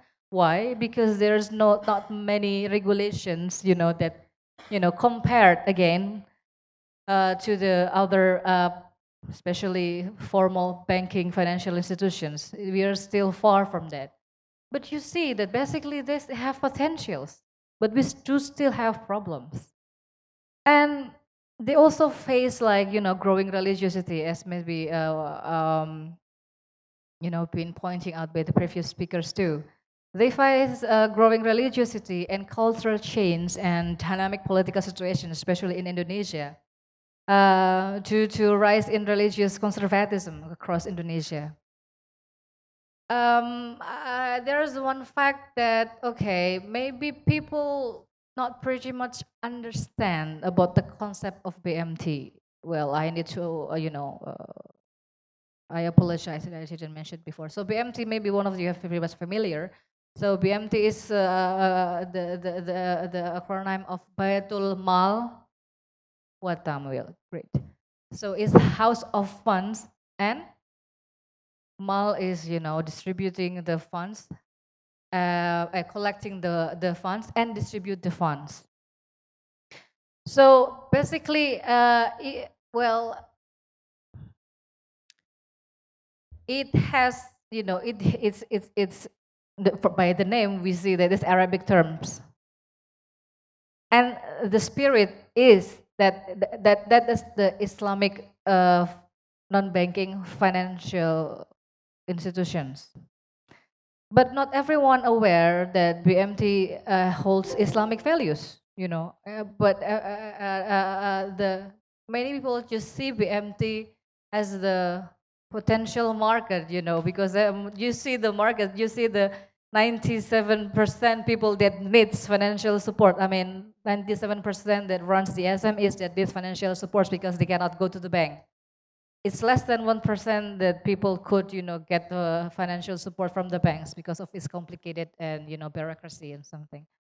But yes, so basically we have issues still that, you know, as they had no regulations, no sufficient regulation, sorry to say, there's no sufficient monitoring and supervision. The monitoring and supervision is only limited with the Ministry of Cooperatives and small and medium, micro and small and medium enterprises.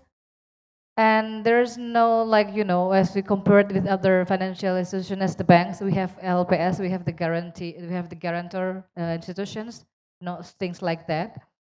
And they also, basically, there's a lot of risks that's been, you know, faced by this BMT. Okay. So, and on the other hand, the homework is not stops there, and there's like, I know, lacking of human resources that with the sufficient skills and knowledge to understand, okay, maybe it's not the BMT practice first, but the concept of Islamic values there. Okay, we have the spirits, we have the motivation, we have the willingness to, okay, let's be part of this Islamic entrepreneurship movement, be part of this supporting Islamic entrepreneurship by having these particular organizations, by the BMT, but there are not many of us that have a sufficient knowledge about what actually Islamic values is, how to adopt it in the economic terms. And this this has been, you know, underlined. The weakness of the BMT has been put into spotlight by a serious fraud incidents in Indonesia. For instance, by just covering the 11 biggest BMT frauds, only 11 from 2006 to present, the damage is similar to, call it, 2.5 US dollar loss per second per day. If that's not shocking you enough, I will draw your attention to the poverty line that earn only 81 cents per day. So it's really, the damage is there. So this is a very serious issue okay, so we have to again, so what's now? Let's find somehow the corporate or cooperative governance mechanism that suits these particular organizations, that suits this BMT. Because this has also been underlined by the authority, by the Ministry of Planning, that, you know, there are lack of corporate governance in BMTs. So let's find out, like, how actually to have a proper, the apt corporate governance mechanism for this type of financial intermediaries. So I have to draw that this what we're talking about here, as once we discuss about Islamic entrepreneurship, which when we discuss about Islamic, the elements, the supporting of Islamic entrepreneurships, we discuss about the non-traditional factors. It's not the same as the corporate, you know, corporate governance that we, you know, seen so far, that we have read from the books maybe. So basically, we have to draw that it is about the innovations. This is not about the bureaucracy anymore. It's about, you know, adaptability. So there are major shifts actually, most likely in the literature. So we will see that also been underlined by Professor Barbara that actually and by Dr. Boyke that we are actually, once we see the corporate governance, once we see us, once we see the internalization, like the mix of values of Islamic entrepreneurships, is about the organization, the entrepreneurship, and the Islamic values. So it's not only us, but it's what surround us. It's not only for profit, like profit maximizations, but okay, you may seek profit, but it's like reasonable profit, but you're still about to contribute to society. In the in the corporate governance theory, we call this a stewardship theory. But there are among many theories in the corporate governance. So we will see that we are not merely account to the stakeholders, but we are accountable to God, to Allah. That we are only here in the world as a vicegerent, as the steward, as the somehow call it Khalifa representatives, that you have responsibility to others too. Not only for you per se, but basically it's an integral part of the religion, as was previously mentioned by Professor Barbara. It's not only what's the end of the institutions, whether or not you got the profit, but how you, by means of achieving them, how you put that, you put ethics and social responsibility to it. So that's the somehow suitable corporate governance for the VMT. So underlining what's happened with the fraud case, there are so many links and issues that I've been drawn before. That what's happened. I mean, what about what's beyond what's actually what happened actually in the fraud case? We have four main problems, four main corporate governance problems per se: accountability and transparency, mismanagement, unregulated environment, and information asymmetry. Those terms have been stated, with the previous speakers. That's also our homework if we are discussing about Islamic entrepreneurships. We got the spirits, but we do have a lot of homeworks. And it's not me, it's not you, it's not them, it's us that trying to find out how to, manage this. The mismanagement part is like especially the poor internal control and lacking monitoring and supervisions. That's the job. Why it's occurred? Because there are internalizations of values. In BMT, we see BMT is not as organizational per se. We see these institutions that support the movement of Islamic entrepreneurship as not the organization per se, but as combinations. You see an organization, but you see the individuals among them.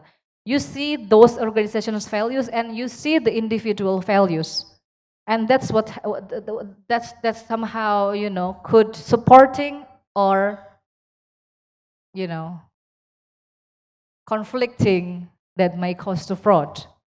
The individual values, or call it micro values, has been influenced by so many things: economic consideration, religious principles, political stances. Okay, especially Indonesia, there's so many very much dynamic environment, social preferences, and others. The BMT per se, as organizations, is also being influenced by not only organizational structures, organizational values as the Islamic entity, but it's also seen as the cooperative values that somehow, pretty much the same. And also the biggest one is the cultural values, because we are here in Indonesia, not maybe not only in Indonesia, maybe in the UK, there's seen so many diversity there. And this cause, overlapping. You see, the previous one, the small, the individual values, is actually being part of the big picture of the macro values. And values is central in organizations. Central also in this in the dynamic of this Islamic entrepreneurships. Central also in the corporate governance mechanism. So let's see, we know now we somehow detect the problems. The problems is what? Values. Then let's make it align. Will that be possible? Let's see. How? By aligning with the organizational value. So we need the different corporate governance. We need different approach, especially for these institutions, especially for the BMTs. Because of what? Because this is a value-based organization. So we should find the corporate governance mechanism that suits the characteristics. The Bayatul Mal and the Bayatul Tamwil. Bayatul Mal is like collecting fund and distributing. So BMT have two main functions. Benefiting organizations, of course. It's not charity organization, even though it has the second one, contributing to the society. This is different with the cooperative values. Even though cooperative values has, by 2 and 4 members, But this PMT, the members is everyone, stakeholders, not limited to the one that have been registered, the one that been, really being part of the BMT members, but this is society. And you have to make up, understanding these values. And that's why it has, different approach for the corporate governance mechanism. So the takeaways is we do understand that there are, like what Professor Barbara said and Dr. Boyke said, we do have markets. We do need this entrepreneurship spirit, especially Islamic entrepreneurship spirit, because like there's like really, market there. The industry is there, the small and micro industry, like the 97%, if that's not big enough, that's the market. We do have someone or an entity, well, we do also the banking institutions, but we also do have the non-banking institutions that ready to serve, ready to be part of the Islamic entrepreneurship movement, but we do have problems on how to make it really good, on how to make this potential runs well, especially in this in Indonesian context, like supporting the Indonesian economy. Then solve this homework by what? For instance, make the suit corporate governance, make a good corporate governance. That's not really only a terminology, good corporate governance. That's the actual homework. Like making the good corporate governance by what? By adding values to their understanding values and managing the value creations to its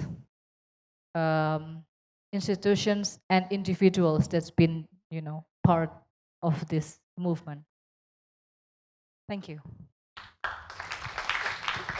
Let's give a round of applause. Thank you so much, all the speakers. It's such a insightful perspective from each side. Now I will give the floor to the audience.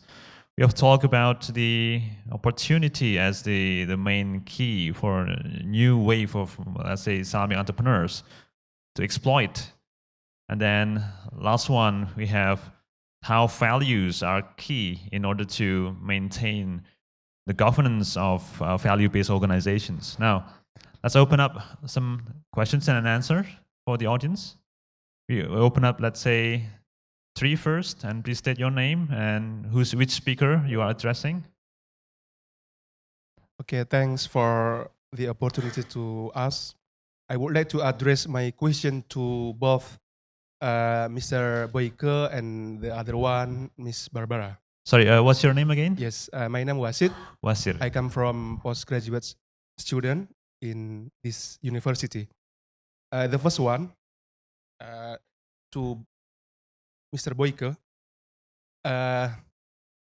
Mostly, all description related to entrepreneurship with the Islamic point of view are ideals, very ideals.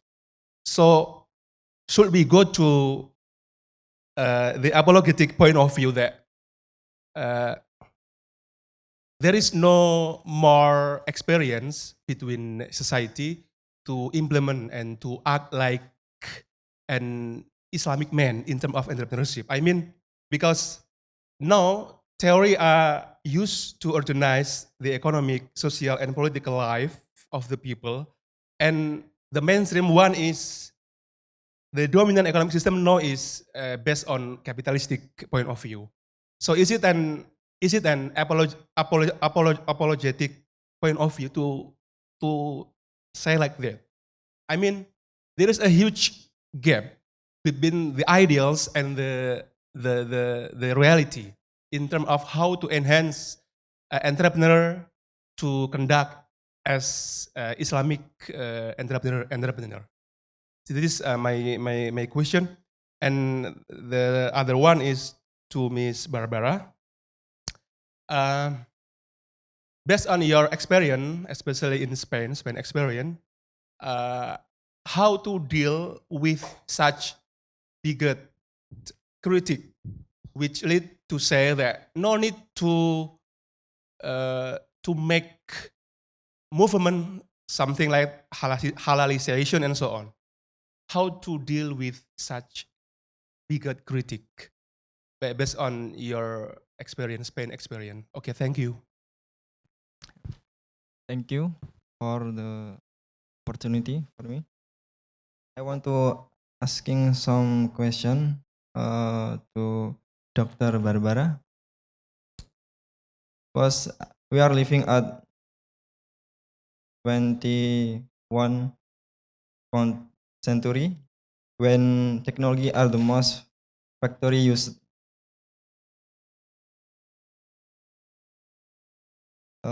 For example, in my case, the giant fried chicken from the US, we understood that they sell are halal. Chicken is halal for Muslim, right? But do you believe it is halal? Because halal is not a product, but how to make this product is halal or not is the bad practice. I'm sorry, my English. Bad practice is not halal for Islam, but good practice will make halal for Islam. But bad practice it's mean low cost, and good practice will be more cost, or it's mean high cost. For example, when we kill chicken with mercy, it is halal. But when we kill chicken without mercy, it's mean with machine, it's not halal for me. Else, I think it's not halal for Islam, because mercy is have in the practice. How do you to make this product? My question: do you agree that halal product need more cost? It means that halal product will be high price in the market. Do you what we have to do about that? We have to proud or get another way to make product with low cost, or what is solution for this case? Okay. Thank you. So What's like your this. name, by the way? My name is Denny Sasmito. Denny. Yeah. Okay. Thank you Please. for the opportunity. My name is Zulfikar. I'm from STIA WKPN Yogyakarta. My question is for Ms. Barbara and Ms. Dian Rahajeng. And the first is for Ms. Barbara. Mr. Barbara, how your opinion about the cynicism of some Muslim society that about halal certification? Because they think halal certification is about the reason to raise the price product. And the second is we cannot ensure that the product is full halal on the process. That's for the Mr. Barbara. And the second is for Mrs. Dian Rahajeng. I still don't get the point of both VBO and MBO. On your presentation, please get the more point about me.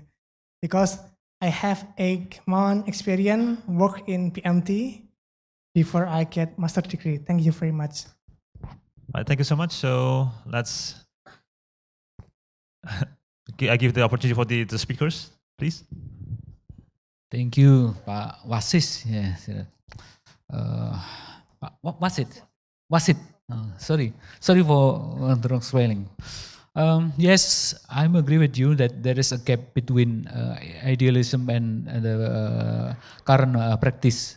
We know that Islamic value that we discuss from morning is an ideal ones, and we also understand that nowadays the major economics system is not really fit for the development of Islamic thinking.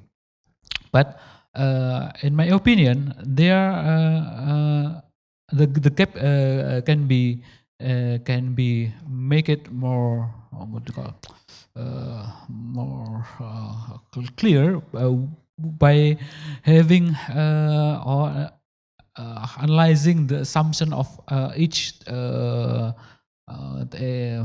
economical mechanism, like what we discussed today. When we realize that today you said that economy is a time of capitalism, bringing that neoclassical, that economic based on rationality of people as a customer or rationality of people as a producer, then we should add a new approach on how rationality can merge or can embed it on the people who also have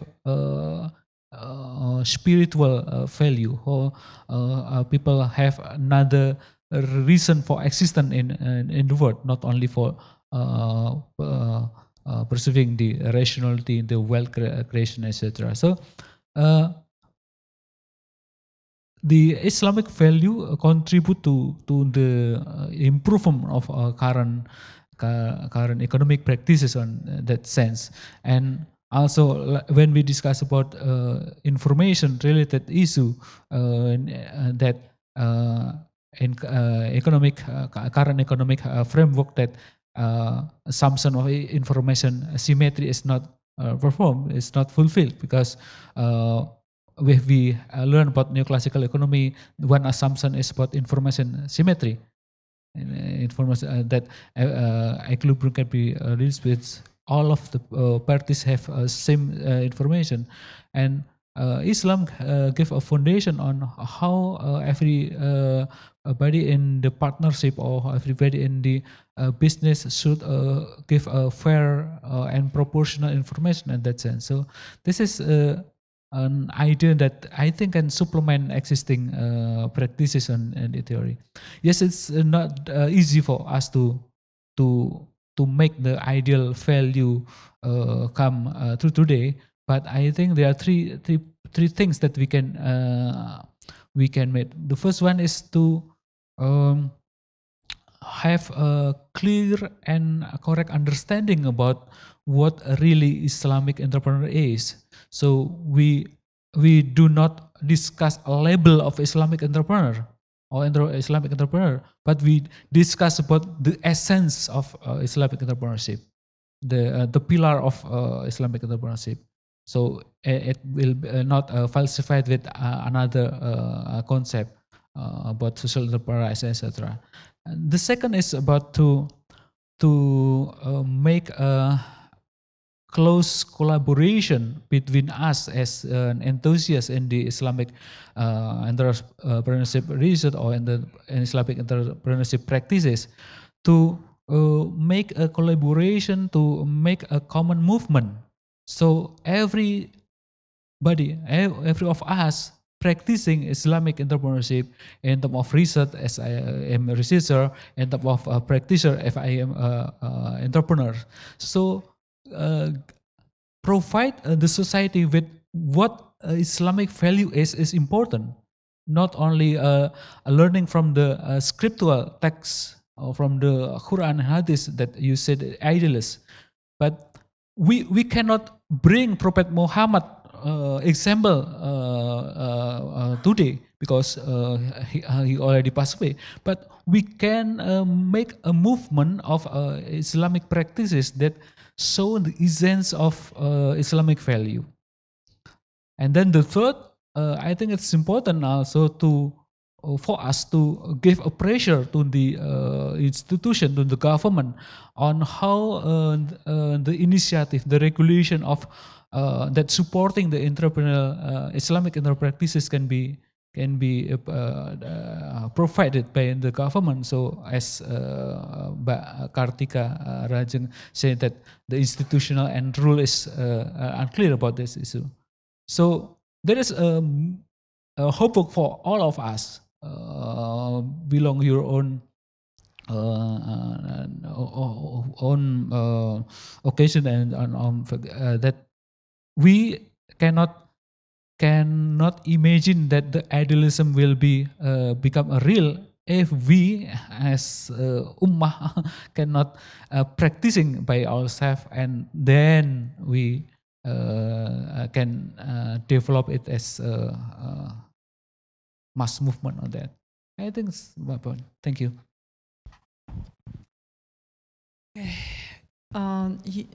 Assalamualaikum. You asked about how to fight bigotry when they attack Islam or halal products, particularly in Europe, which is my main experience. There are many things we can do. Actually, the first thing I have to say is that these campaigns do not have a massive impact. Their impact is limited. Why? The reason is because a lot of Europeans do not believe these fascist or far-right discourses. I mean, there is a wave in Europe, but again, it's a minority wave. So yes, there are attacks. There is a campaign called Boycott Halal that you can see in Facebook. It's promoted by the Q Society of Australia. They have already lost several cases in court, and they are now going to pay big fines because they accused a person, Mr. Amwalhi, a person who ran a halal certification body in Australia. They accused him of sending these profits to fund terrorism. They were taken to court and they lost the case.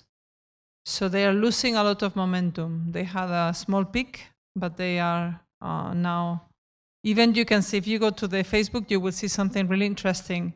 A Muslim lady said, "Thank you for the great job you are doing in listing all the halal products. I wouldn't have done better myself." So, you know, this is Muslim humor, you know. We can turn around the game against them. But anyway, the ways of fighting bigotry and Islamophobia, first you have to raise awareness of the phenomenon. You need to make thorough reports. Like we have several platforms in Europe to report the cases of attacks against Muslims, be it verbal abuse, physical abuse, vandalism, attacks against mosques or whatever. So we record every case. Second, we denounce, we take all of this to the police. Third, we make publicity when we win the cases and these people are condemned to pay fines or to do jail sentence. We do publicity because we want people to know this is not for free. You cannot attack Muslims and then nothing happens. There is no such impunity anymore. And then also what we have to do is more dawah. Obviously, we need to spread and give a good example, you know, of what, who are Muslims, what is it that we want, what are our ideas. And we have to be easy and accessible. A lot of, we get a lot of criticism because we go to TV programs and we talk with non-Muslims and we engage in projects, but I'm sorry, we live in Europe. If we don't do that, we will be a ghetto in the end. We don't want to be the ghetto. We want to be the leaders of society because we are sure that our ideas are the best ideas. So we are not going to hide. We're going to explain. We're going to engage. We're going to talk. As citizens, you know, we are normal people, humble people. We don't believe in supremacy. We don't believe in one human is better than another human because he is white or because he is rich or because, no. Taqwa is the only reason for, you know, having a degree better than your brother or your sister. So there are ways of fighting bigotry, yes. Fortunately, it's not terribly big, but still there. Thank you. Yeah. So that was the first question by Wasit.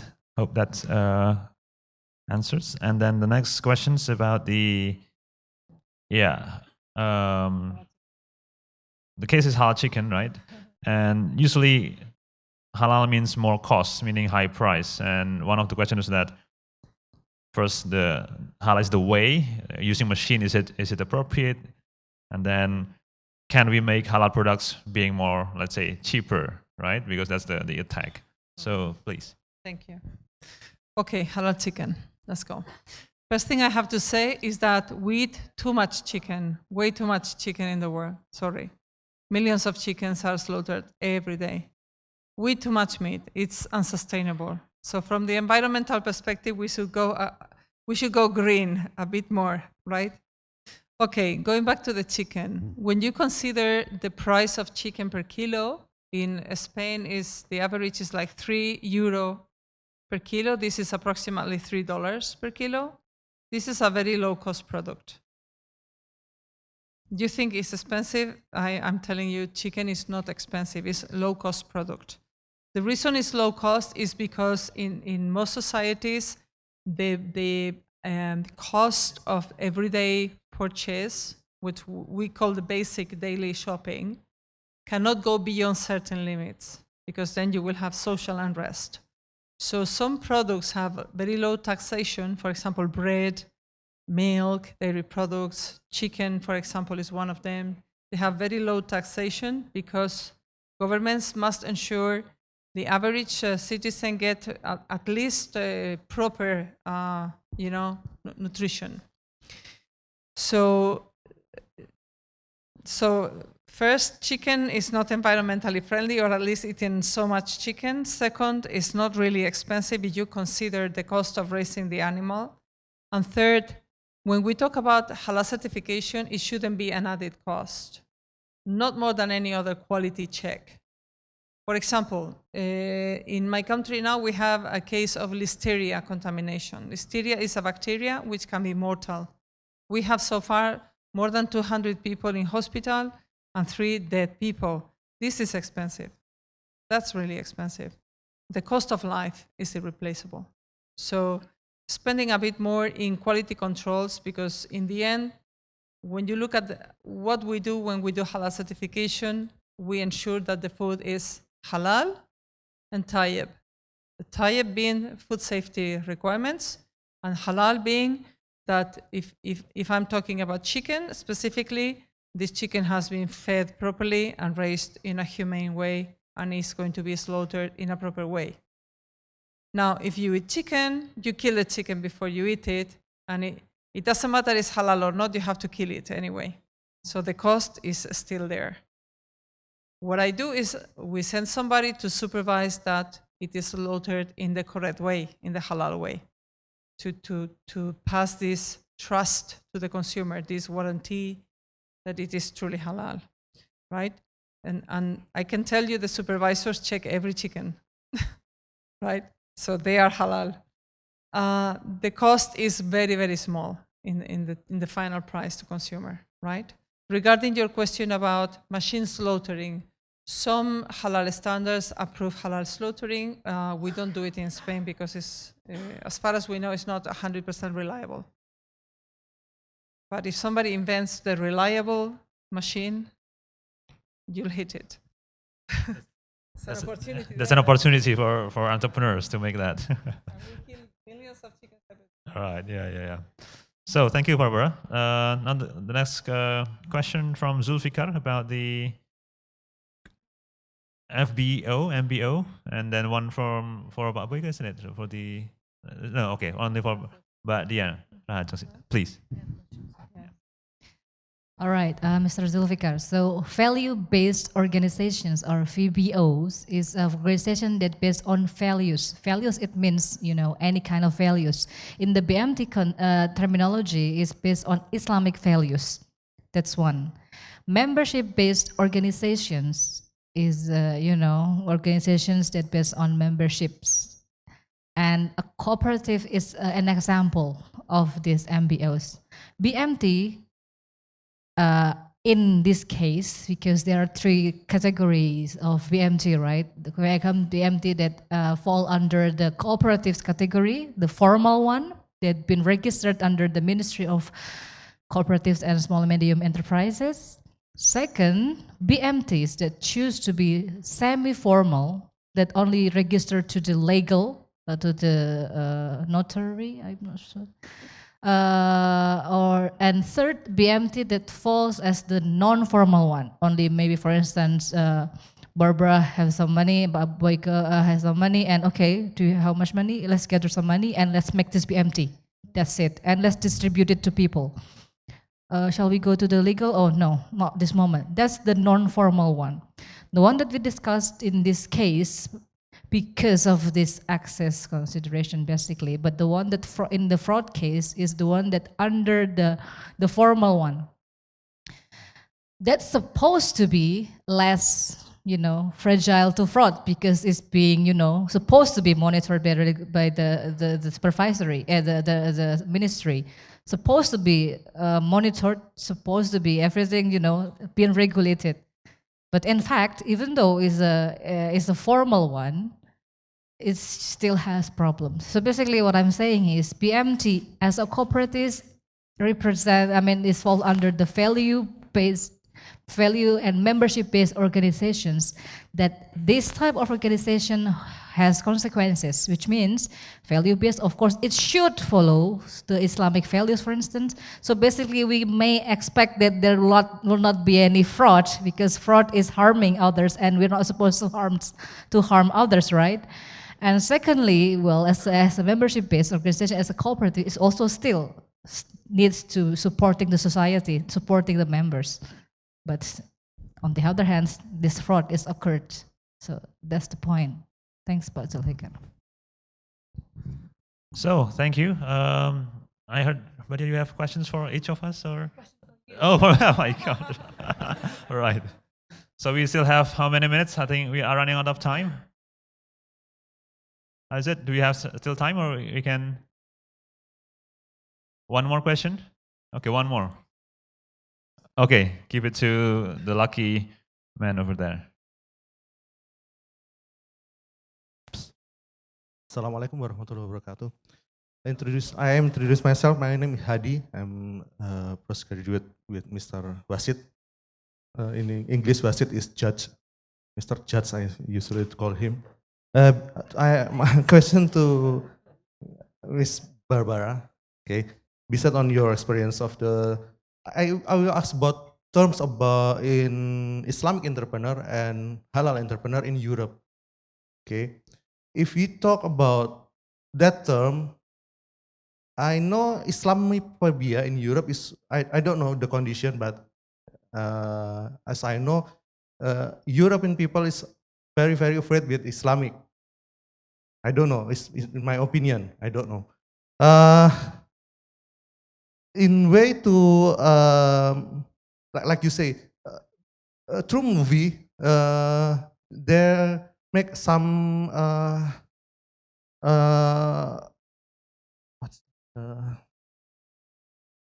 in True Movie, you say in your speech is True Movie, they make some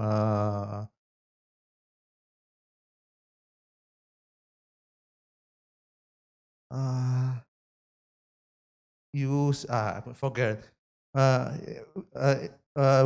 West people through this input the information through movie. What you say? Like propaganda. Nice propaganda. Okay, right. So if they can make some propaganda, in our way, we must make some propaganda too to them. Yeah, we must make some propaganda that's they're not realize that we ask them to Islamic way. But I'm sure if we say that Islamic, they always, oh no, Islamic. Okay. I try to ask, what about halal? It is European people, when they heard about halal, they assume that's Islam. If they assume about Islam, why not we change the terms like toyib? They don't understand what is about toyib. So there's a green product, green economic, so why we not call it toyib economic or toyib product? That's my, what's your opinion? That's from me. Thank you. Thank you. That's a very nice reflection. Okay, step by step. First, very briefly, the vision of the European Union on Islam. First thing we have to say, European Union has rejected religion. It was associated with a impediment for progress. If you remember, France was the first country to separate the church and the state, and they have the principle of laïcité, secularism, not religion. Religion in your house, not in state affairs. So Europe is now a pretty much secular space. Religion, you will never see in any European law the word God or Allah or any reference whatsoever to this concept. In America, you see the president swearing the Constitution. They swear in the name of God. They use God. They make a reference to God. In Europe, impossible. This will not happen. No. So pretty much a secular space. However, there is one one human right, which is your right to your spiritual expression or your religious affiliation. And this is respected in the sense that you can be Muslim, you can be Buddhist, you can be Christian, but in your home. Don't bring it to the parliament, don't bring it to the public sphere. Keep it away from the state affairs.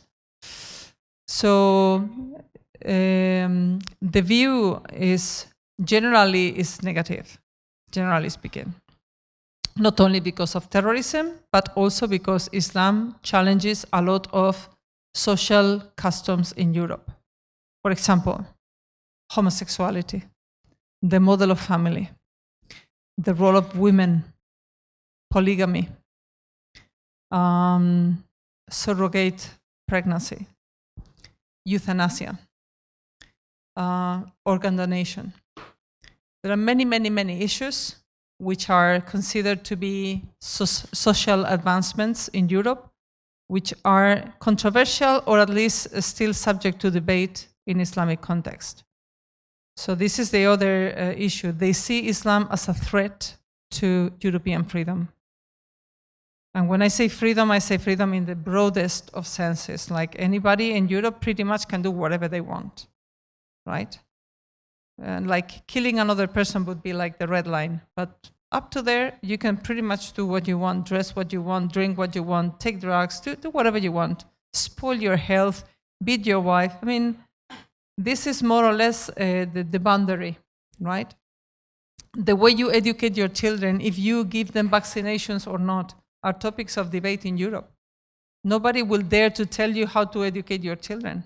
Even if you give your children the worst of ideas, they will not intervene. They think this is your own problem. So this is broadly the situation in Islam, in Europe about Islam. There is a negative perception of Islam because of, first, the connection with terrorism, second, the connection with this way of life is against European principles or freedoms. So there's this issue. When you go into the market aspect, we have 50 million European Muslims. And this is an interesting market. 50 million begins to be a nice number, you know, to sell your products, to sell your services. Pretty much we live in a parallel universe in Europe, right? Like, you know where to buy or what to buy that mainstream people will not really care for, right? So if I want to buy halal, I know where to go. If they are not Muslims, they don't even care whether the chicken is halal or not, right? And then finally going to the words we use. Halal is halal. I mean, we cannot change it for tayyib because they are different things. What we have to do is to make them understand this is valuable for us and they have to respect it. And if they don't want to eat halal, we don't care. If they don't want to breathe air, it's their problem, you know? We have to make them understand halal is a word that means permissible, simple as that, right? And tayyib is a word that means this is good or safe for me to eat or to drink or to do, simple as that. If they want to risk their lives, it's not our problem. Again, we just have to defend our ground. And I think we should keep our words to defend our own terminology. Halal is a very specific word and it's a Quranic word. We don't have to give up halal. You know, we have to defend our ground. I think we have to do this. Yes. Thank you. Thank you so much. So against the propaganda, I think it's it's the halal is something that we need to defend, right? There's no, we should stand to, exactly, we produce our own so that we can educate them. We are defending so that they understand, right? And again, halal is broadly what is permissible, so it is actually universal also, right? Okay, thank you so much for the speakers today. Pak Boyke, Pak Rahajeng, and Dr. Barbara. Let's give one round of applause together. So for all of you who have attended this session, again, very much thank you. After this break for Jumu'ah prayer, you will have the sessions, and I'm as a moderator, okay? I will just return the stage to the Master of Ceremony. Thank you so much.